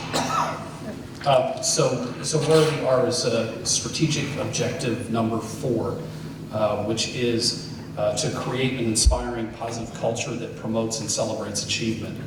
The first strategic initiative for A under this was to create a social and emotional framework pre-K through 12 that's data-driven, promotes leadership, and advances a positive culture within model schools. So towards this end, under 4A, there's a series of different things that are happening here. The first is really looking at the elementary level at social emotional needs. And there's current work that's being done that's revitalizing a task force that's looking at this. There's a lot of work that's currently being done this year, actually even this week, at the elementary level, looking at positive behavioral approaches within our schools. The concept here is to have really that start at the elementary level and radiate to the middle school and high school level. So, so it's starting elementary this year. Our teachers have been working together in meetings throughout this week, and to, in later years, bring that to the middle school and high school level. So we have sort of a development of a PBIS approach, which is a positive behavioral intervention approach that's going on in the first piece of the action steps here. The next part of the action steps looks at assessing we'll call it the culture and climate of our schools. We will be going into the NEASC accreditation process here, and that was part of Bill's presentation as we go into this next school year. What we've talked about as an administrative team is let's take that same survey that you're required in the NEASC process to survey the climate and culture of the high school, and do that for each of our buildings. Just so we would be surveying parents, faculty, staff, and students using this known survey tool to look at the climate and culture within each of our schools. We shift there to having each school again follow the same process that the high school would be going through in a NEASC self-study, developing their core values for each one of the schools. So to really look at the mission statement, look at what that school's about, and next year to sort of come up with those core values for the schools. And a lot of that work's starting to happen as part of the school councils, but it's really to sort of say, okay, here's a product that we'd like to see at the end of this. To continue the youth risk behavior surveying process, and sharing of the data with our communities.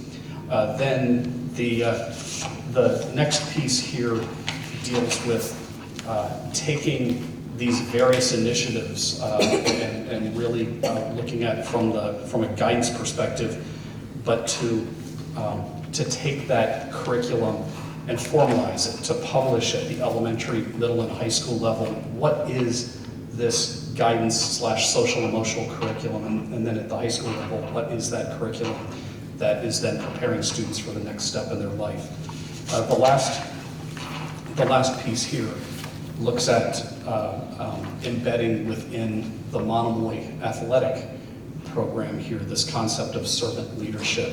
Really work with our athletic director, our coaches, and our teams to really emphasize that our student athletes are leaders within our district, and to really facilitate development of some more leadership support and training for student athletes, and looking at leadership for students district-wide are parts of this, addressing this one strategic initiative. The next page is strategic initiative 4B, to create Monomoy traditions that celebrate achievement of students and staff and recognize milestones and positive culture. We have here principals being the ones that would be really leading this one. Here's where we want to have principals meeting with students and parents in the fall of next year, reporting out to us sort of the wants that we have by school of what are they hoping to see that we don't have, or what's sort of that what's working in terms of the recognitions and culture that's going on in the building, and what do we want to see fine-tuned. The same thing, having the principals meet with their staff.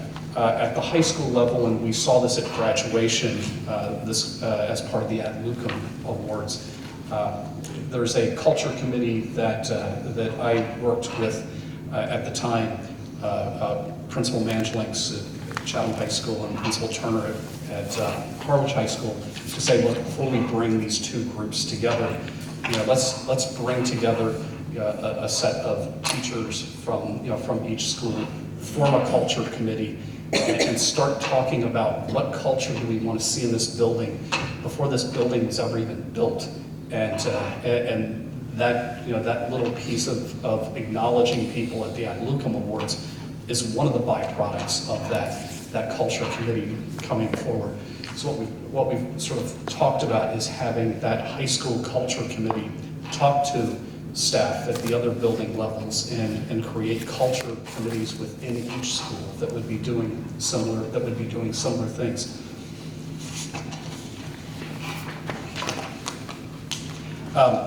Next, we have promoting community service and service to others within our schools.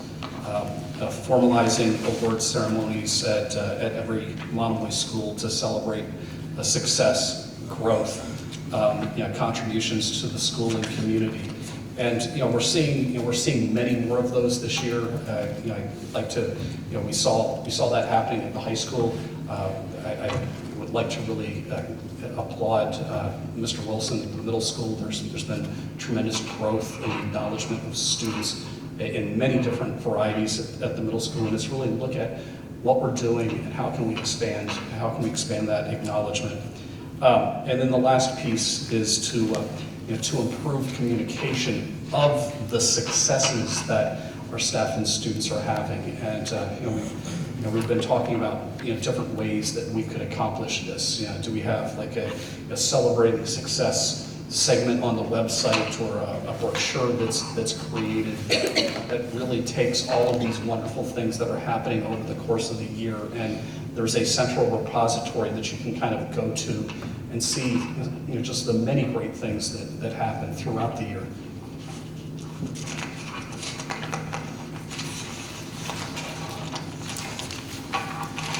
The next page, Strategic Initiative 4C, create inspiring cultures within each Monomoy school that attracts and retains both students and staff and connects them to one another. Things that are currently happening this year is, there's more of a formal approach to step-up days happening in the district.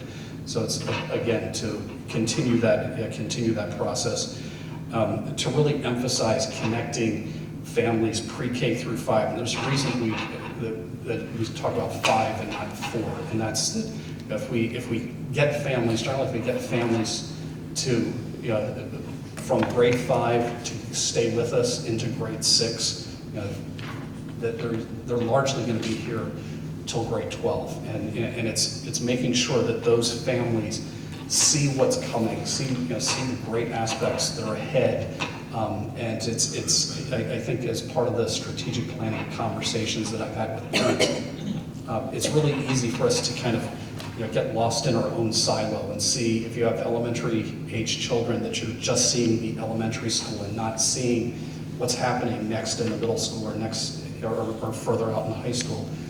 But we need to go and do a better job of communicating that and connecting our families. And again, we try to do little things, little things like that, where there's field trips, intra-district field trips that are happening between the middle school and the high school, and trying to have the students see what's next above and beyond those step-up days. But again, doing more of that is what this goal is about. The other thing here, we have really to formalize the exit interview process, both when it comes to families that are leaving the district and when it comes to staff leaving the district. And then to promote more interpersonal connections. There's an initiative that will be starting this summer using a visions consulting group that really looks at diversity and embracing diversity in all its different forms within the district as one example of many that you can do to create more ways that we can connect better with each other. The last piece here is really using the district's media to promote what's happening here, including updating the promotional video that we put out last year.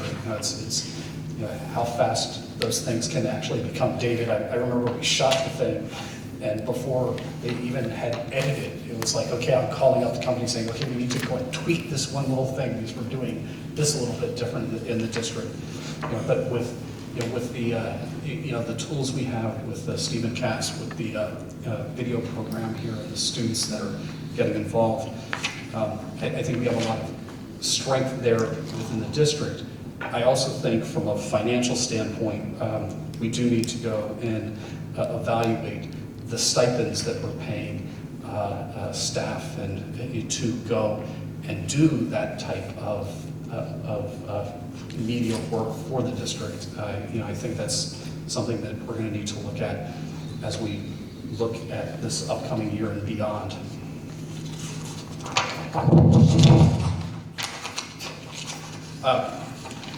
And then the last three things in this area really are sort of school committee superintendent things that are things that we need to keep in mind as we develop budgets or we look at contract language. How can we, within contract language, support retention of staff and their professional development? How can we, within budgets, make sure that the district is poised to hire the best staff, not necessarily look at it that I have to be in a position to tell a principal, sorry, you have to hire the cheapest person, not necessarily the best person. How do we go and make sure that we ensure that the district has budgets to keep the academic programs and extracurricular activities that make a community proud of the schools that they have? So there's things that on our end, we have to go and make sure that we're delivering to uphold the positive vibes of the district. The last one here is to enhance extracurricular opportunities within the district. There's three areas that we looked at here. The first is looking at the Monomoy community learning programs, which is the before school, after school program that largely operates out of Harwich Elementary School. And within that, besides just being the before school and after school care, there's also a series of fee-based enrichment opportunities that it has long provided Harwich families, both at the middle school level and at the elementary level. And as we came together as a district, and as Harwich Middle School moved from next door to Harwich Elementary School and was absorbed into what's now Monomoy Regional Middle School, its connection and with those enrichment opportunities to at the middle school level sort of dissolved, and it hasn't yet launched to offer these enrichment opportunities to the families in Chatham. So it's really to look at that program and say, hey, let's have this program reinvigorated at the middle school level, but also go and mirror things that it's currently doing and has done in the past at Harwich Elementary School, and make sure we're seeing that happen at Chatham Elementary School. Next is to look at each one of our schools, and within the budget, are there ways that we can go and enhance the extracurricular opportunities for students. Oftentimes these involve us setting aside stipends that would go and pay for advisors, but again, it's something to look at and to say, do we want to, in upcoming budget cycles, grow that? Is there a need to grow the different activities that happen in each school?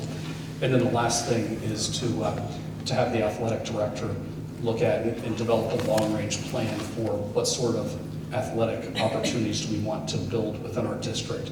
So we've brought lacrosse online. When I first came here, there were students that were saying, hey, we'd love to see a swimming team. Well, that would be great. We have that logistical hurdle that neither Harwich nor Chatham has chose to build a pool, but there's also, there was also a call that many wanted to see things like volleyball, and so there are things that we can put in place. And again, it's looking at, what's the want and desire, and the nice thing about having an athletic director that works with both the high school and middle school is, we can start embedding, if it's volleyball that we want to see the district head towards and having teams, then start embedding that at the middle school level and see it grow up to the high school level. Thank you. Comments, questions, concerns, Mr. DeWell? Under that last one, from the time we started talking about regionalization, proponent of having extracurricular sports that are, club stuff that for those kids like me who was 4 feet tall and couldn't play basketball, but I love to play basketball, I had an opportunity to play. So, I really think that'd be a great place for them to start. Do we have to lower the hoops? Yes, a lot. Ms. Stout? We have athletic directors, and that takes, or a athletic director, and that takes care of athletics. Do we have a non-athletic director for all the clubs and other things? We don't have a non-athletic director, but I would say that my general vision might be that that's something that might fall under, at least at the middle and high school level, that bailiwick. I know, at least in my former district, that was something that it was sort of an athletic/activities director who helped look at that. But right now I think a lot of that is happening out of just the general administration. And when we're, I really love the idea of expanding what we're calling enrichment classes. I would just say that parents have stated, probably to everyone that's heard parents, that if we could make them continuous through the year. I know when I worked in Chatham, they'd have like clubs, and then there'd be for these 12 weeks, and then there wouldn't be any. And then there'd be later on. So for their work schedule, their transportation or anything, it was really difficult for them to plan. Are we doing that? I think it contractually it comes down to money, that there's a stipend buys you so many days that the the club or activity is going to meet after school. And I think generally the schools that, that are running them, the activities tend to be more seasonal, particularly at the elementary or middle school, and they'll have sort of like you have fall, winter, and spring sports. You tend to have fall, winter, and spring clubs that are happening. But I guess my point was that if a parent wanted their child to do Tuesdays, there'd be something offered Tuesdays throughout the year, even though it might be sewing and then it might be art and something else. I understand it. I think it's just sort of a challenge in terms of even funding. Even the athletics, athletic has gaps between seasons. Well, we've been talking about expanding the program in which we invite non-school personnel to get more involved with the school. So, there might be I almost said a woman, a person in the community who wants to teach sewing, for example, and, doesn't have to be paid, or can do it throughout the year. Ms. Ryder, save me. I'm not saving you. What Sharon was saying, I think, is important, that because right now I'm dealing with a situation where I don't know whether to sign my son up for after-school care on a certain day because he may have something else going on, but that something else going on would only be part of the year. So do I pay for every Monday after school when he's only going to be there half the time? It's a really good point. And I see that for myself, and I know it's the same for other parents at the elementary schools, that if there is a club that meets every Monday afternoon, and then my son can go to that instead of me paying for him to go to after-school care. But if it's only part of the year, I have to pay for the whole year. But it sounds like it would have to be, it could be every Monday at 3 o'clock, but it's not going to be the same program throughout the year, and it's not going to be the same person directing it throughout. That's fine. You can go to. It's more of a scheduling thing than Mr. Russell. Part of this is negotiation, and as Scott said, it really comes down to contractually increasing the stipends. And so if we had the money, you could have Monday through Friday, every afternoon until 3:30, all year long without a break, except holidays. And what would prevent that? To have X amount of dollars to commit the people. So it's an ideal. I just don't know how you could ever really achieve that without first finding serious money to make certain the staff or outsiders could come in I'm slightly exaggerating, all 5 days till 4 o'clock, absent Chatham Community Center, and make that a provision to the school day. Not only would be money, but a tremendous amount of time spent to coordinate all of that. Ms. Ryder, I think, in response. Yeah, I wasn't really speaking of having something every day, Monday to Friday after school, knowing that we have budget constraints. I guess I was just saying, can we just keep in mind that for scheduling purposes, having something consistent on a particular day, even if it's just Monday and Wednesday, as opposed to doing, well, we'll do this one club on Monday for this part of the year, and then we'll do a different club on Tuesday for this part of the year. Can we just keep in mind for scheduling purposes, if we could have them lumped into certain days? That might be helpful. And, let's not lose sight, we just talked about changing the school start times in another year. This flows into that as well. We've talked about coming up with ways, either with money or without money, or in some way to provide more activities for students, so that if the start times affect people for daycare reasons, that to the extent we're able to, we'll come up with programs to help the parents through that. So I have a follow-up question on that, because I know that there's a fee. For instance, my granddaughter took sewing one time. And Was it a man teacher or a woman teacher? I was going to ask that. It was a woman teacher. We're gonna find a man. Brian, I gotta learn quick. But at any rate, there was a fee for it, and there were probably 10 kids in there at that. I don't know what the fee was, $50 or something. And so I was thinking that these were all self-supporting. They're not self-supporting? So if it was a fee, it would have been falling and coming, so your granddaughter believes at Harwich Elementary and is coming out of this Monomoy Community Learning Program. set of enrichment offerings that they have. And, there were similar fee things my first year here in Monomoy. I know my son took a cooking course at a similar thing, paid $50. He did a cooking course at what was Chatham Middle School at the time. Ms. Middleton? This is just relating to what you talked about with the whole document. I mean, this last part, not the clubs. I just had a couple questions, comments. On the survey that you talked about for parents, faculty, staff, and students, on there I see under resources, funding for survey and analysis. Is that quite a costly thing? I don't know what I think it comes as part of your NEASC study, but then if we're layering 3 other schools and doing it, there's going to be some cost to it. I can't imagine that it's prohibitive. The NEASC is only the high school? Right. Okay.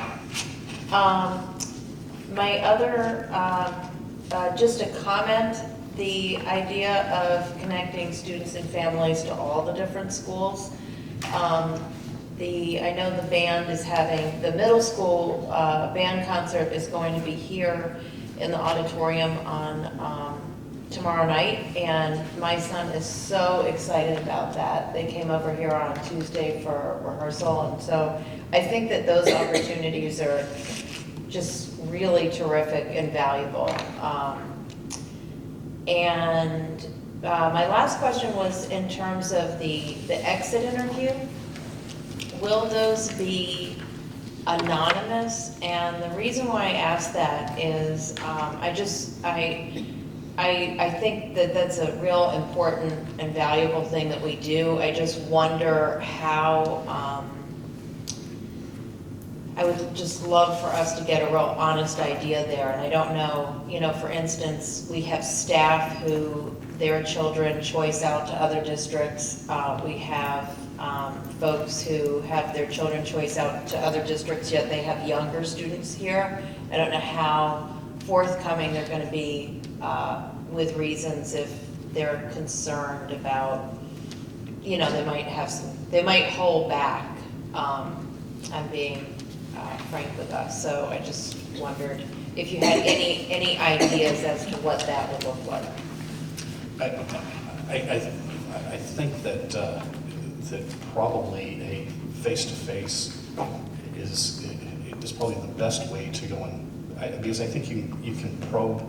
So if an exit interview, if you're in an HR department, isn't an anonymous thing. It's you have your HR person sitting down, with the person that's leaving the organization, and and inquiring and probing, and you try to go and get at the root of what's behind it.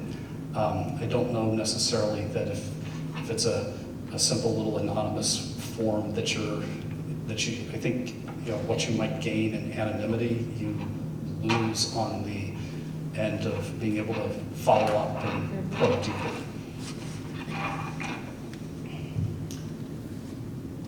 Steve? This is a follow to that. In Chatham, we had several years of mass exodus. The superintendent called every single family that was leaving and had a frank conversation with them. So it was a one-to-one conversation, but the responses were anonymous as they were reported. So I think that goes a long way. Their name isn't used in what they say, but they have the opportunity to speak frankly with either the principal or the superintendent. Ms. Ryder.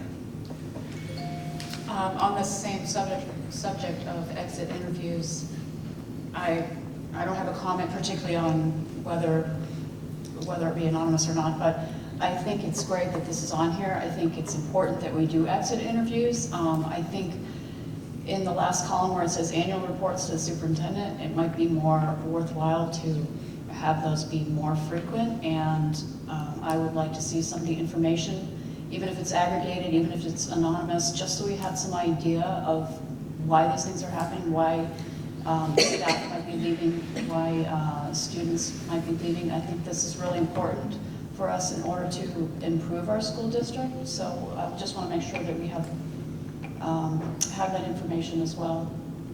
Stella. Oh, wait, I wasn't finished. Sorry. Sorry. And on the section that says use the district's media capabilities to promote the district, you have something about the promotional video.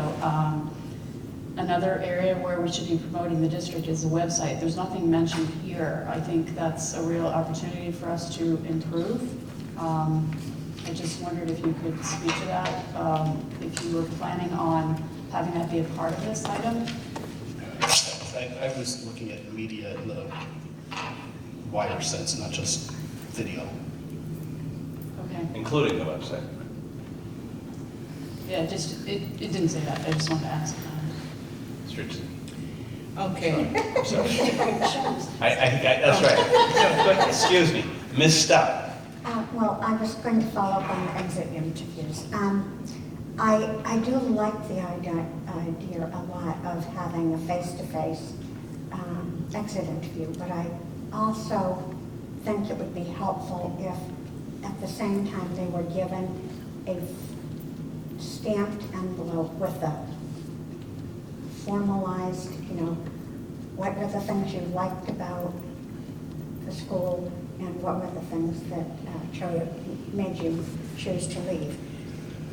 Some of those we won't be able to do anything about. Obviously, if there's a much larger school and they have a bigger band or some sport or something, but other things it will. And I say this because every time I go through the grocery line or every time I'm at any sports event or anything, and I ask people where they go to school, and if they don't say Monomoy, but they live here, I'll ask them if they live here. I ask them, and so there's a whole myriad of things people say. I really like a whole lot of these things. I love that we formalizing the step-up day and the interpersonal connections we're talking about here of making stronger between student to student, staff to student, and staff to staff. I think that is something that's very easy to overlook in any kind of idea of this improvement plan or strategic plan. I'm really glad we didn't do that. When I'm looking at this area, I was so proud, and I've mentioned it before, about that our school system did that student risk survey. I think with the curriculum that we're talking about developing and some of these different things, there's another opportunity that we could involve some members of the community. And, police, fire, maybe some people that do counseling for students.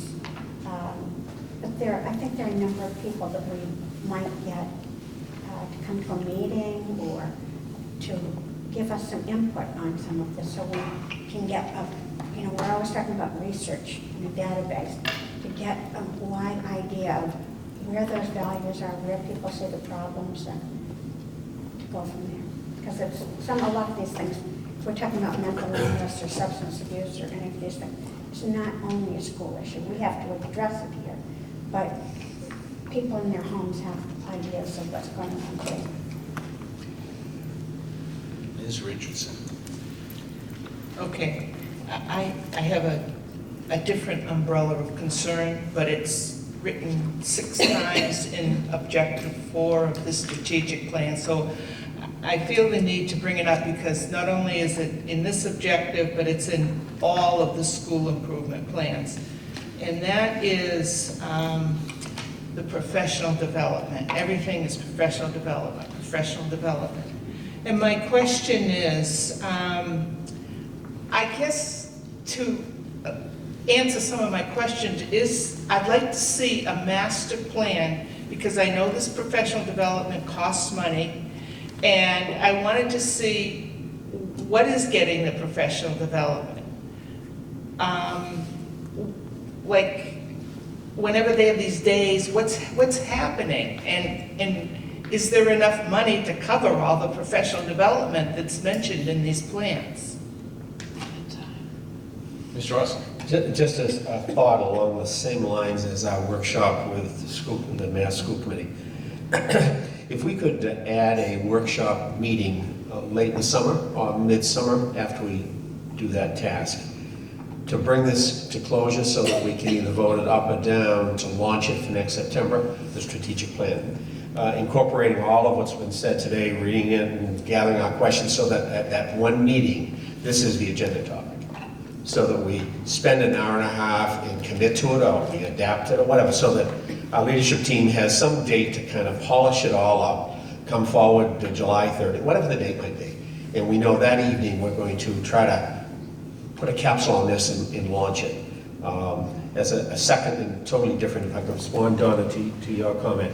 And at some point, probably Dr. Blanchard could give a 15-minute summary on the plan, but the professional leadership program that was launched a couple of years ago through negotiations, and it's budgeted, there's a fairly clear diagram as to what the goal is, and one of the strategic plans I think in here is to create, it's only been one full year, a steering committee made up of staff, and part of their task might be to develop a curricula for the year based on their own specific areas of skill growth, whether it's elementary math, and we've committed to a math program. So I think your question deserves a decent number of minutes to explain to all of us, once again, as to how does this PLC program work in the district? It's unique to Monomoy, and we spent a lot of time negotiating with the staff, and I think it's worth us getting a thorough understanding and hopefully agreement that this is a good way to commit professional time during the workday for the staff to grow. So I suggest Dr. Blanchard, but any member. Back with Mr. Carpenter. I was going to suggest, maybe, since this is sort of the culture and PBIS, maybe Robin or Carla or Sam might want to talk about an example of some of the professional development that's just been going on this week related to this, and the consultant that that we're using, to just because we do utilize consultants in time to go hit all of these areas. So we've talked about professional development that's going to be coming to support the the new Math in Focus initiative, but we also concurrently are doing things on the behavioral front. Is there a master plan of professional development? Yes. Yeah, why don't you just like a 2-minute synopsis? Just look this way. I have my keys in my hand. Didn't get out in time. Hi, I'm Robin Miller, principal at Chatham Elementary School. So just over the last couple of days, I can just give you a quick synopsis of what's been happening. We had 3 days of professional development through the May Institute to, at Chatham Elementary, kind of relaunch and reboot the PBIS systems that have been in place in Chatham for a couple of years. So we've been evaluating our professional development, our positive behavior implementation in sports systems. At the same time, Harwich has also been joining us in that. So 2 consultants have been working our staff through, and it's a very broad-ranging staff, like in my building, everybody from a secretary to an instructional assistant to teachers to UAs are all included in this. And same with Sam's building as well, and you can talk if you'd like. But so the consultant is actually working us through 3 days of workshops where we're getting work done. So one of my staff came up to me and said, this has been the best 3 days because we got so much done. We got lesson plans developed, we got units developed, we have a schedule developed, we re-looked at all of our their acronyms, the SHARKS acronym that we use. Harwich developed theirs, and we're also coordinating the program with Truro as well. So we're sharing the cost with the Truro district as well. Their systems, so my school, we had 1 day at Harwich, 1 day at Chatham, and 1 day today at Truro. And so, because Chatham has had the system more, our staff shared all of our pitfalls, all of our successes, and all those things. So that's just one idea. So we staffed out substitutes for our staff to do this during their workday.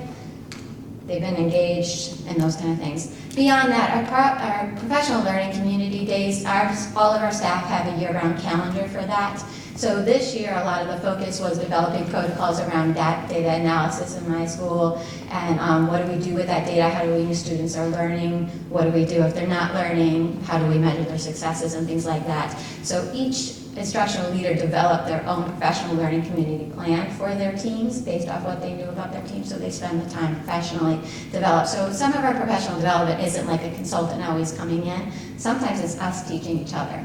So that happens too. And then I know Sam's doing this as well as in Chatham, and I know Mark is doing it, and I believe Bill is doing it as well. But our faculty meetings now are not housekeeping meetings. They're all professional development. We call them unconferencing meetings now. So our staff kind of says, oh, I went to a workshop on this, on behavior management. I went to one on math, and I went to one, or I'm doing this in my classroom. So sometimes I know in my building, and Sam probably does too, but you know, I'll see something great happen and I say, can you share that with the staff? Can you help develop at an unconferencing meeting? So we go through 4 rotations at our faculty meetings where teachers sign up for what unconferencing they want to go to. I don't know if you know the ed camps that happen around the areas, but it's a similar format where they say, you know what, I really want to learn more about that. And they go and actually professionally develop from each other again. So our professional development is broad, it's systematic through Dr. Blanchard. We have a plan, we have all those things,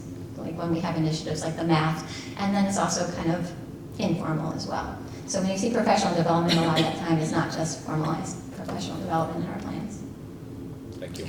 I just wanted to say, I appreciate that because I want to know that there is a plan in order, and I understand what you're saying about sharing among the staff, but it was just, I didn't know. I kept seeing professional development for, I couldn't imagine how it could all be fitting in. And you know, there's the goals and the focus of the curriculum and the instruction happen all the time. So, you know, and Carla gave the instructional leaders just this week the professional development plan, always in flux, you know, depending on the needs and what happens both nationwide, but also within our schools themselves. But we do have a plan, and Carla can speak more clearly about that. Ms. Ryder. Thank you, Robin, for providing that information. I know you also in the Chatham Elementary School scoop, right? In the last one, or one of your mailings, you sent out information about what was going on. That was appreciated. I wanted to say thank you to Donna for noticing that about professional development time, that it was in quite a few places here, and because I didn't particularly notice, but that's a good point. I would be interested in seeing the schedule and the master plan also. That's just as a general comment. I did give that. I heard your feedback last time about professional learning committee, so when I reminded the families about the early dismissal day, I told them why it was important and what we were doing. That was really, Yeah, that was great. great. I really That was appreciated that. Thank you. Before we go further on discussing this fourth column of the strategic plan, Terry, Mr. Russell had suggested that we consider having a meeting devoted to this topic. Does everybody, by nod of head, think that's a good idea? Yes.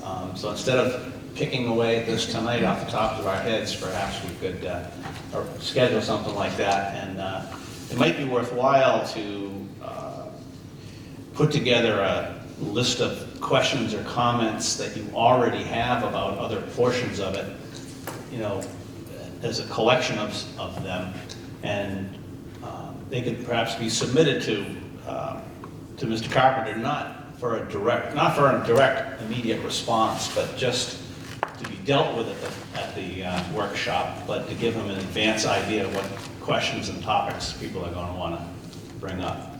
So I would invite you to put together any, not that you'll be limited to those thoughts or questions, but to the extent you have thoughts or questions or comments or changes you'd like to propose, to the extent you could put them in writing and forward them to Mr. Carpenter in advance. Ms. Stout. When would this be that would be doing this? That's what we're figuring out. Okay. So You know, my first thought was the August meeting, but we only have one August meeting, and it's the last week in August. There's nothing wrong with that, I suppose. Do we need another August meeting? Well, why don't we, for now, why don't we perhaps shoot for the August 24th meeting? 5th, Pardon? 25th. 25th, right? Now that it's a Thursday. Thank you very much. The August 25th meeting, and we'll try for that. If things come up in the meantime that we need to change it because there's too many other things to do it. How about that? And that's Yes, just yes? for Objective 4, this last section? The whole The whole thing. Okay. Yeah. Keep those cardinal letters, as they say. Okay, can we move along? Yes, we can. Subcommittee reports. Subcommittee reports, we're going to be talking about subcommittee assignments shortly. But before that, then if there's no specific subcommittee reports, superintendent's report. Just an update on the high school building project that is quickly coming to a close with never a dull moment.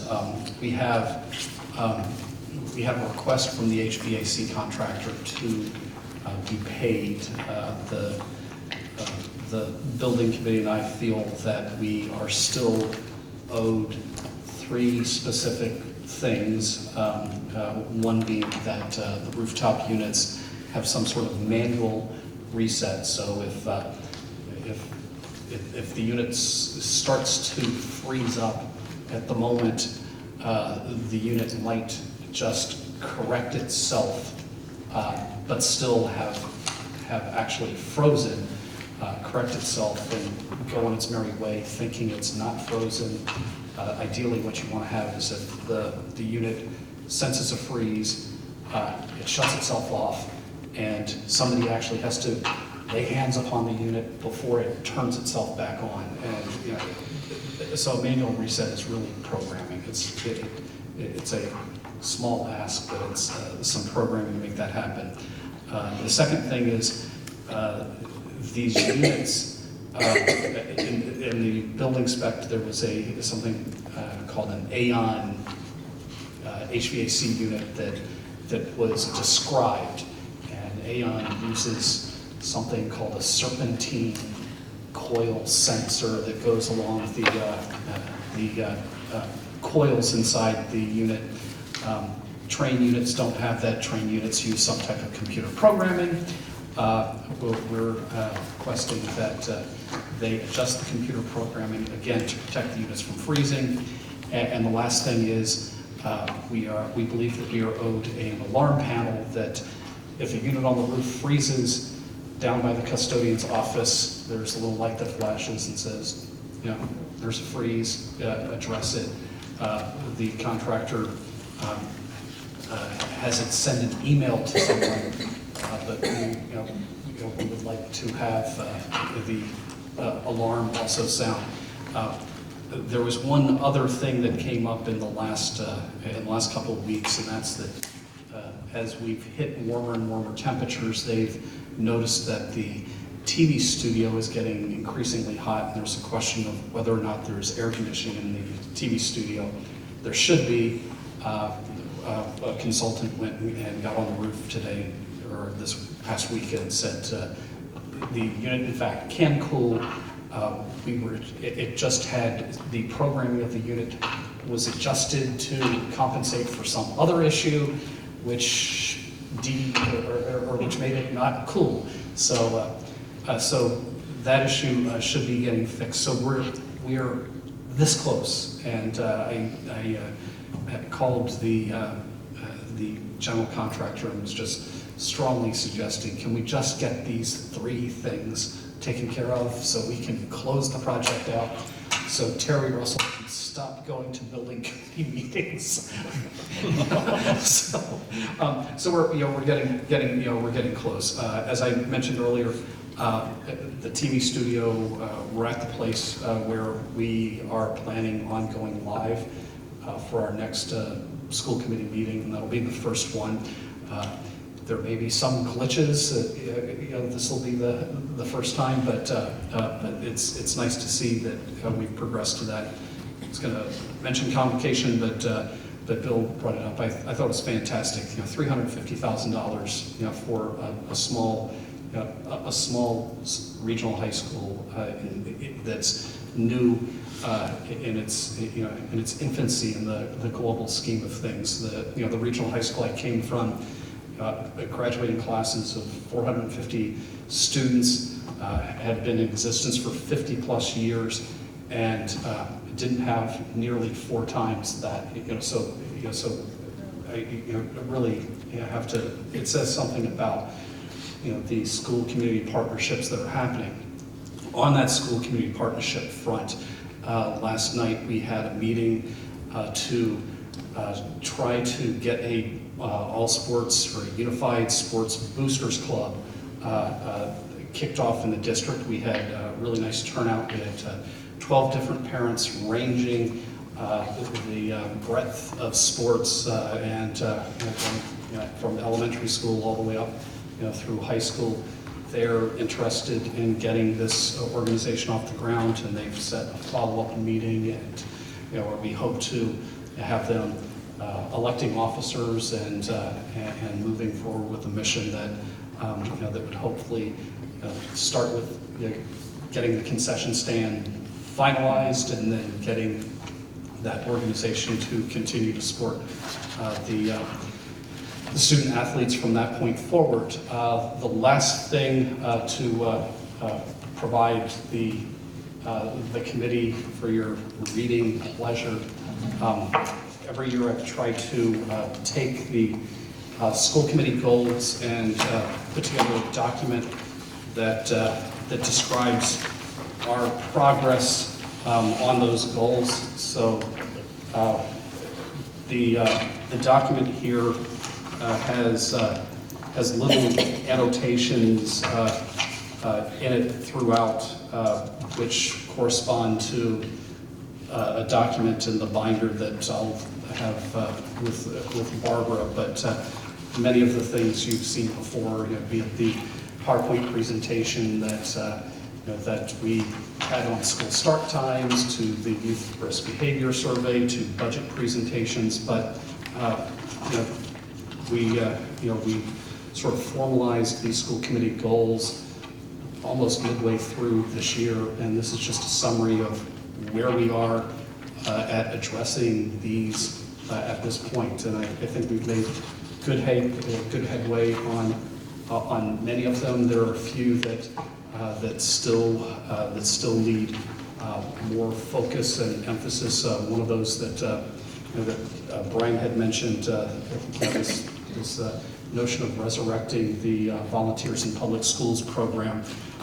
That's one of the things that's both in the strategic plan and in this. And there's sort of a summary of what the admin team intends to do as we close out this school year on that front. Questions about the superintendent's report? Comments? Thank you. The action items is next on our agenda. Monomoy Regional High School 2018 London trip. Did we not approve that the last time? I thought we did. I thought we did. Good. Done. Well, that was easy. Our other significant agenda item is subcommittee assignments, but before that we have declaration of surplus equipment. If we could get through that, and perhaps if everybody could sign those warrants, some of us could leave the building. Some people who are here that aren't us could leave the building, so let's do that first. Declaration of surplus equipment. I recognize Nancy Scott. Not sure how I still have this job. Looks like get reorganized in that too. I declare surplus from the Chatham Elementary School gym to be recycled. 20 plus keyboards, 6 printers, one printer, 6 flat screen monitors, 1 typewriter, 1 smartboard, and 1 projector. Okay. Any further discussion? All those in favor? Aye. That's the only one? That's it? Excellent. Well done, as always. Maybe I should get some. Ms. Stout? I noticed that we have all this financial information in our packet. Could we put that on the next agenda? That is we do that once a month, so I guess that would be on, we're getting it early. Yeah. And we'll have the report at our next meeting. Thanks. So, how those warrants coming? We get those signed? I have a question. Okay. Subcommittee assignments. I had taken everybody who submitted requests for assignments. I don't think I didn't assign anybody to a committee that they asked to be on, for the most part. Some people didn't submit them, so I stuck them in where not entirely at random. Anybody have any thoughts?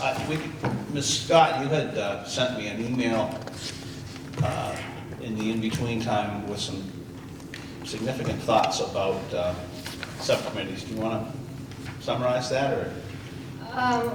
My thought was actually that several of the subcommittee assignments weren't necessarily subcommittees, they were more just liaisons to have somebody from the school committee attend. And then I also felt that we should have some sort of definition, because Karen, you've asked in the past, and Donna, you asked as well, some of what the subcommittees actually do. And then I also thought there was a couple that were not really needed and could be incorporated into other ones. I don't have my email with me, but the finance subcommittee is pretty much finance subcommittee, and the contract negotiations and policy, thank you. I think those were the main ones that were actually regular meeting subcommittees that did work that was brought back to the school committee. Whereas a few of the other ones were more liaisons, the Westgate Foundation and the CPAC. I said that I don't know what McGuire, Mrs. McGuire? No, who's the new? Melissa McGuire. When she comes on and she wants to reenact the CPAC committee for the district, maybe wait to see what she wants to do before we start doing that whole thing. That's all. Anybody else have any concerns, comments? Would you hand that down to Nancy in case she wants to? Ms. Stout? I know that the CPAC is a required thing. However, whether people show up is optional.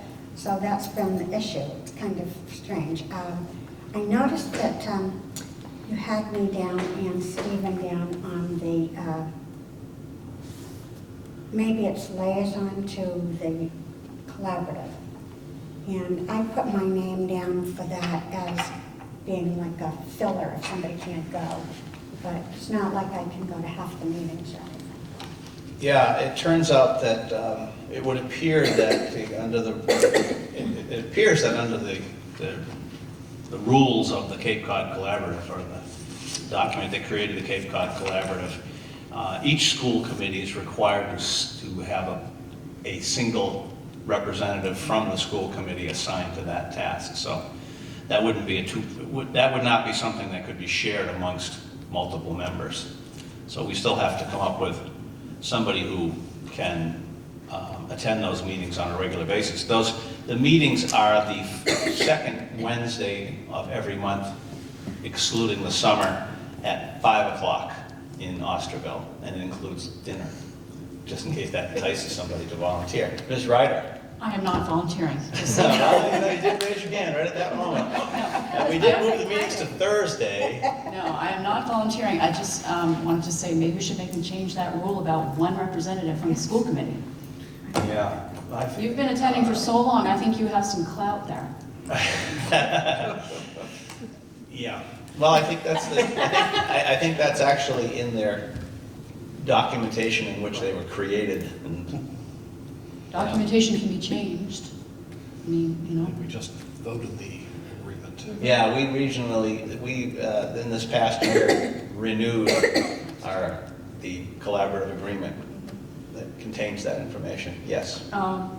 Specifically, I know. And that, by the way, is a huge, huge process to get that collaborative agreement modified, because it took, I think it took 2 years to get the one that we passed this year done, because of the Actually, fact. longer than that. I think longer, yeah. Because it all goes through the state. It goes to the state. What happens is a version is drafted, it goes to the state for their comments, it goes to every school committee on the Cape and Islands for their changes and comments, and I believe that the version that we finally signed had like 7 different versions prior to that. That would So be that's- almost impossible to change. Okay, so that's not likely to happen. Specifically on subcommittee assignments, there were a couple of subcommittees I had asked for that I was not assigned to, so I didn't know if there was any chance of changing. These appointments are subject to the approval of the school committee, so anything can be changed. I thought I put your name next to everything that you put it on, but is there something specifically you'd like to? Well, I was interested in the finance subcommittee and the Westgate Foundation, those two. Okay, well, I don't think there's any reason it can't have, Can't have 5. no, it can't have a quorum, but Right. that we have, right now, we have 2 people on there, so we can certainly have a third. You said Westgate, right? The Westgate and finance. Oh, finance is a problem. We can't have more than 4 people on the finance committee. Then every meeting would be a quorum. And actually, with the way that is laid out, vote-wise, there is a quorum.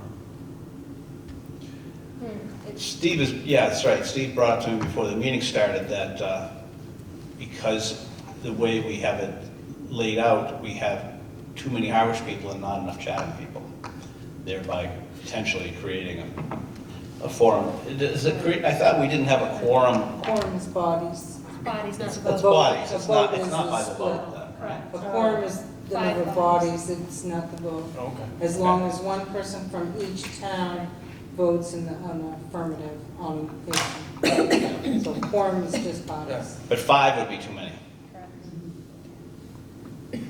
So, Ms. Scott. I would, oh, Okay, you can finish our conversation about finance, because I was jumping to yeah, another one. so about the finance committee, but I don't know if this would work. I know that the whole committee can be there, but only 4 can serve on the committee. I mean, they could be as listeners. And I don't know because Karen's Chatham and I'm Harwich, but I would be willing to share that where she went half and I went half, and if I wanted to listen, I would just be there and not say anything, and she would have to do the same thing. So, I'm not sure what you just said. well, what I just said was what we had said about the collaborative. But you said because of the collaborative, you couldn't share a job because it's in their bylaws or something. But on the finance subcommittee, we could share something.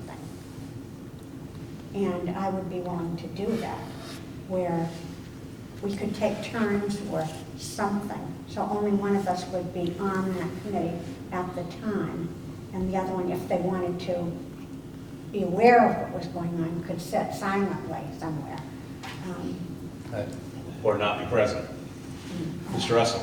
On the Finance Committee, I think that's one of probably the 2 or 3 critical subcommittees. So I would suggest we go with 4, meaning Karen full-time, and you're not on it, or you come as a visitor, or vice versa. Karen visits, and you're full-time. I say full-time because I think there needs to be continuity, not like every other week where someone can speak. So that's my thought. So, Mr. Duval? I will point out that the finance subcommittee, once we get into the true budget time, it's a 2-day lead time for the meeting. Usually our meetings are reactionary. So if something happens and we need to meet to discuss before we do the next presentation, the meeting is, we hit that 48-hour window or a 3-day window, and we get together and deal with it. So it's not like we're planning meetings a week out or 2 weeks out.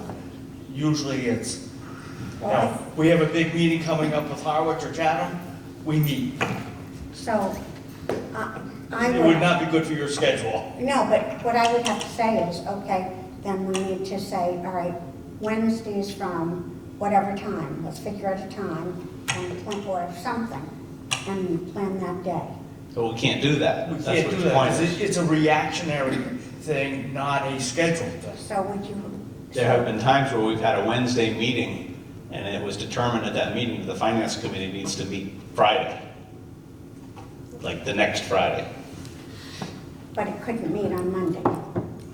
Well, it depends upon. But if we're in front of The the selectmen- selectmen on Monday, we have to. The Howard Selectmen meet on Monday, the Chatham Selectmen meet on Tuesday. So sometimes we have to meet on Friday to prepare for a Monday meeting. That's his only point. For your the way you work, you need as much lead time as possible Yes, for and meetings. The fact that you don't. That, you know, with clients and stuff like that, it's just, like, all that stuff can be, you can, when you know that things are gonna be coming up like that. that But we you- don't necessarily know. Just So- what often, or the things that can happen is, we're waiting for numbers from the state, and, you know, when they show up, we have to go and react to the numbers, and, so the state might release numbers on a Wednesday, and we have to be presenting on a Monday, and, so we don't know when the state's gonna go and release the numbers, they're just out, and we're just trying to go and modify a presentation before we walk in, because they're gonna ask at the meeting on Monday, well, the state released its numbers last week, what does it mean? And, so sometimes you're reacting to things that are beyond your control, not the things you can Well, schedule. let me give you an example. In something like that, couldn't you say then that you could meet, because it's Monday, would plan, okay, every Friday, we'll plan to have that as a possible meeting time in case we need to, because they always have the Monday, so we could always react in advance. I don't think that's not going to work well enough to allow you to, and as to Mr. Russell's point, there are often meetings which follow the previous meetings, or the meeting itself is a follow-up to a previous meeting. So then, with your work schedule, if we had a regular meeting on Fridays, you might be able to make plans to attend those, but then you might not be able to go to the follow-up meeting, and by the third meeting, you wouldn't have known what's going on. Let me suggest this. The reason that I'm on it, and the reason I put myself on it and Steve on it, for example, is we've been on it for a while, and invariably somebody on the finance committee has to make a presentation to the selectmen. So I'm assuming that I would make a presentation to the Howard selectmen, and Steve would make it, because of his level of experience, would make it to the Chatham selectmen. And I have Terry on it because he's been on it for quite a while. And, I think it's good to bring people in, but I think it also benefits from having as many people with experience as possible. So why don't you consider that we put Karen in your place as a regular member of the finance committee, and you can attend as you like, as you say, but you'll have to not be speaking or contributing. Okay, Ms. Ryder. Yeah, I can generally, if a meeting is scheduled only 48 hours in advance, yeah, I can change my schedule. For the most part, it's flexible, so that's not a problem for me. Okay. That work? Yes, I'd just like to know. Because I know you'd like to get more involved in the process, and that would allow you to be involved in the process to the extent you're able to. Yeah, I'll just like to know when we are, and we'll show up and. Thank you. Thank you. Anything else, Scott? I cannot be on the OPEB trustee.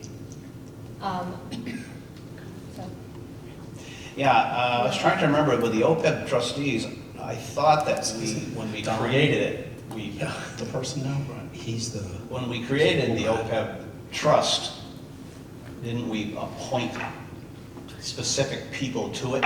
Well, I think Or did as we- we moved into the Plymouth County Trust, our treasurer is our person. Aha. So we don't have trustees anymore. I believe that we can be relieved of this duty. So that is a subcommittee that no longer needs to exist. that's excellent. So Don Mercury is our regional treasurer. Because that's something we adopted subsequent to our original OPEB vote. Thank you for that. That solves that problem. Anybody else who's not in a committee that they wanted to be in or wants to be out of a subcommittee? Ms. Ryder? Just a question, what did you say about the Westgate Committee? Would it be possible to have 2 people on that? Who has been on it before? I have been on it, and unfortunately, the last meeting, I wasn't able to attend, so that was last. The more the merrier. No, I don't think there'd be any reason. It's not a quorum, and it's, So, Right. I already have you on that. Oh, you didn't send that in the email, I don't Okay. think, unless I missed it. Okay, so I have Nancy and Karen on that now. Great, thank you. Could you read those just so we know what's? Could I what? Read that. Can I read my own writing? Is that what you're asking? Yes, that's what I'm asking. Negotiations, I have, and these are restricted by conflicts, of course. We have Terry, who has no conflicts. That we know about. None that I'll admit to. Steve, who can serve on negotiations with a couple of just custodians, and Karen, who also has no conflicts. Finance Committee, Stephen, me, Terry, and Karen now. Terry continues on the Building Committee, which hopefully will quickly become obsolete.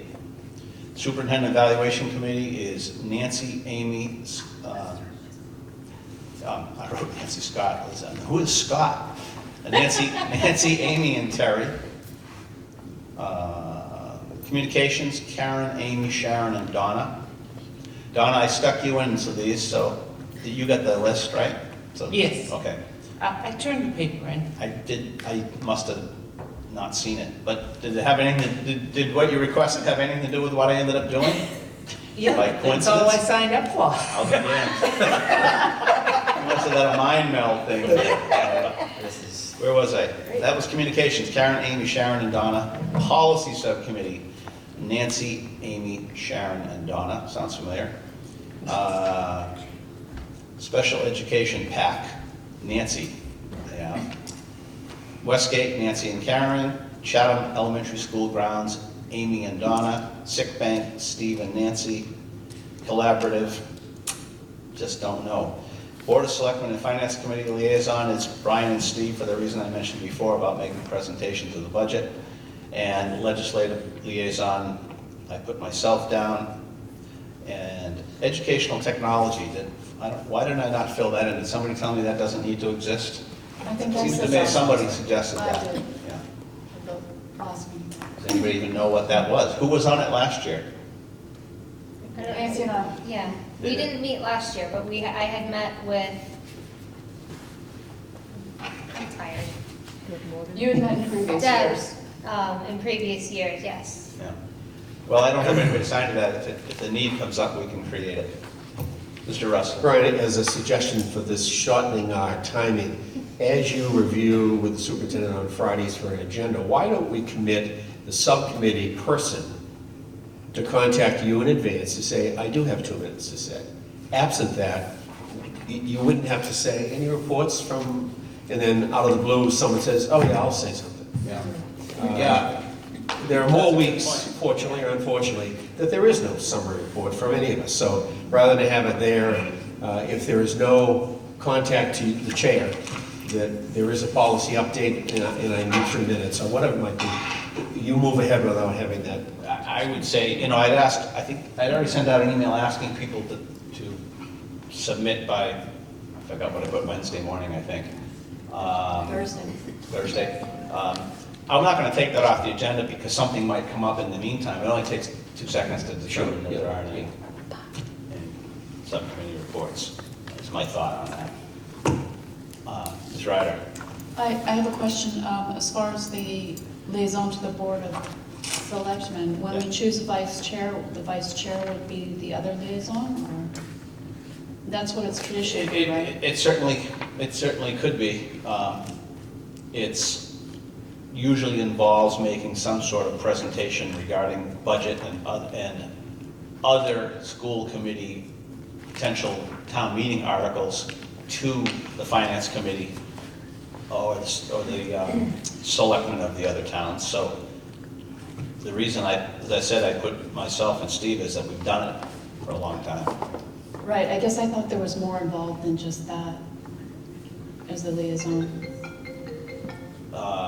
Well, there's no reason that somebody on that subcommittee couldn't then attend the selectmen's meetings or the finance committee meetings as a liaison on a regular basis. I'm sure we haven't been doing that. Okay, I guess I wasn't sure as to what exactly that subcommittee had been doing. I thought you had been attending, certain times throughout the year, their meetings or something. It is certainly a reasonable thing to do, and there are times, well, we have in the past had the opposite happen, where we've had, I think the only one I can think of is I think Mike McGaskill from Harwich was a liaison from them to here. But so far, again, we're going to be meeting to discuss how to reorganize and what things we need to do. I think that would be a great topic to bring up. Yeah. But here to date, it has been primarily directed around either budget or occasionally other articles that might be on a town meeting warrant that have to do with the school committee. The middle school, for example. Okay, we can agree it's a good topic for discussion. Yeah. Great. Good stuff. Thank you. Back to the Cape Cod Collaborative. Is there anything in the agreement that says that the meetings have to be held in Osterville? It's a central location. Is it central? Key town and Wareham. But if they decide... In terms of where the facilities are located, and frankly, in the major involvement of the districts in the collaborative, it tends to be that end of the Cape one. When I first was a town representative to the collaborative, the meetings were held at the Country Buffet in Hyannis. So, We know what happened to that. it's a step up. It's Panera now, for anybody who still wants to sign Panera up. would be a good location. No, it's Panera food that they bring in. Oh, but Panera would be a good location. Hyannis would be easier than that even. But I just think it's, when I spoke to our special ed director last year, she was saying, if anyone can bring any of those things down this way, it's just such a, I feel very sorry for the people in Provincetown. Yeah, well, what they regularly do on the collaborative is they vote to exclude certain towns for lack of attendance, but they only do that because if they don't, then they can't get a quorum. So what they do is they vote out tonight. We voted out Truro, for example, for non-attendance, because otherwise we wouldn't have a quorum. So, Sharon, as I think about it, one of the great things about the collaborative, apart from the food, I have 3 reasons you should consider this. The food, it's an unbelievable amount of finance stuff. It truly is. It is primarily finance committee type things. So exciting. And it fits your lifestyle in terms of scheduling, your work scheduling, not your personal lifestyle, your work scheduling. Perfect. I can tell you right now when every single meeting will be for the next year. Oh, you mean the predictability? I like that. I usually work till 8. And it's from 5 to 6:37. Mr. Russell. Just as a clarification, the original Austin Elementary School was turned over to the collaborative. They lease it from the town of Barnstable. That's their home, that's their school. And that's the reason why everyone's invited to go there once a month. Well, plus all the administrators attend, similar to ours. All the administrators are there because they all give reports. So it really wouldn't make any sense for them to be anywhere too far from that. No. I can teach you the shortcut to get there, too. Not the collaborative. The Cape and Islands Time to adjourn, is it? superintendents meet separately, but get updates from Paul Hilton there. I would remind people, too, that, you know, if you're going to let me know of something you want to have on the agenda, there might come an occasion where you want to have an executive session. Anybody might, for some reason, I can't think of why, but you might. So let me know that, too.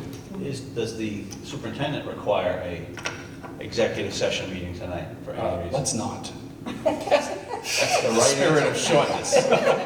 Now you're Is there any further discussion about subcommittees? Hearing none, I'll entertain a motion to adjourn. So moved. Second. All those in favor? Aye. Any opposed? Those who are opposed may stay. Good night, ladies. Good night, Jim.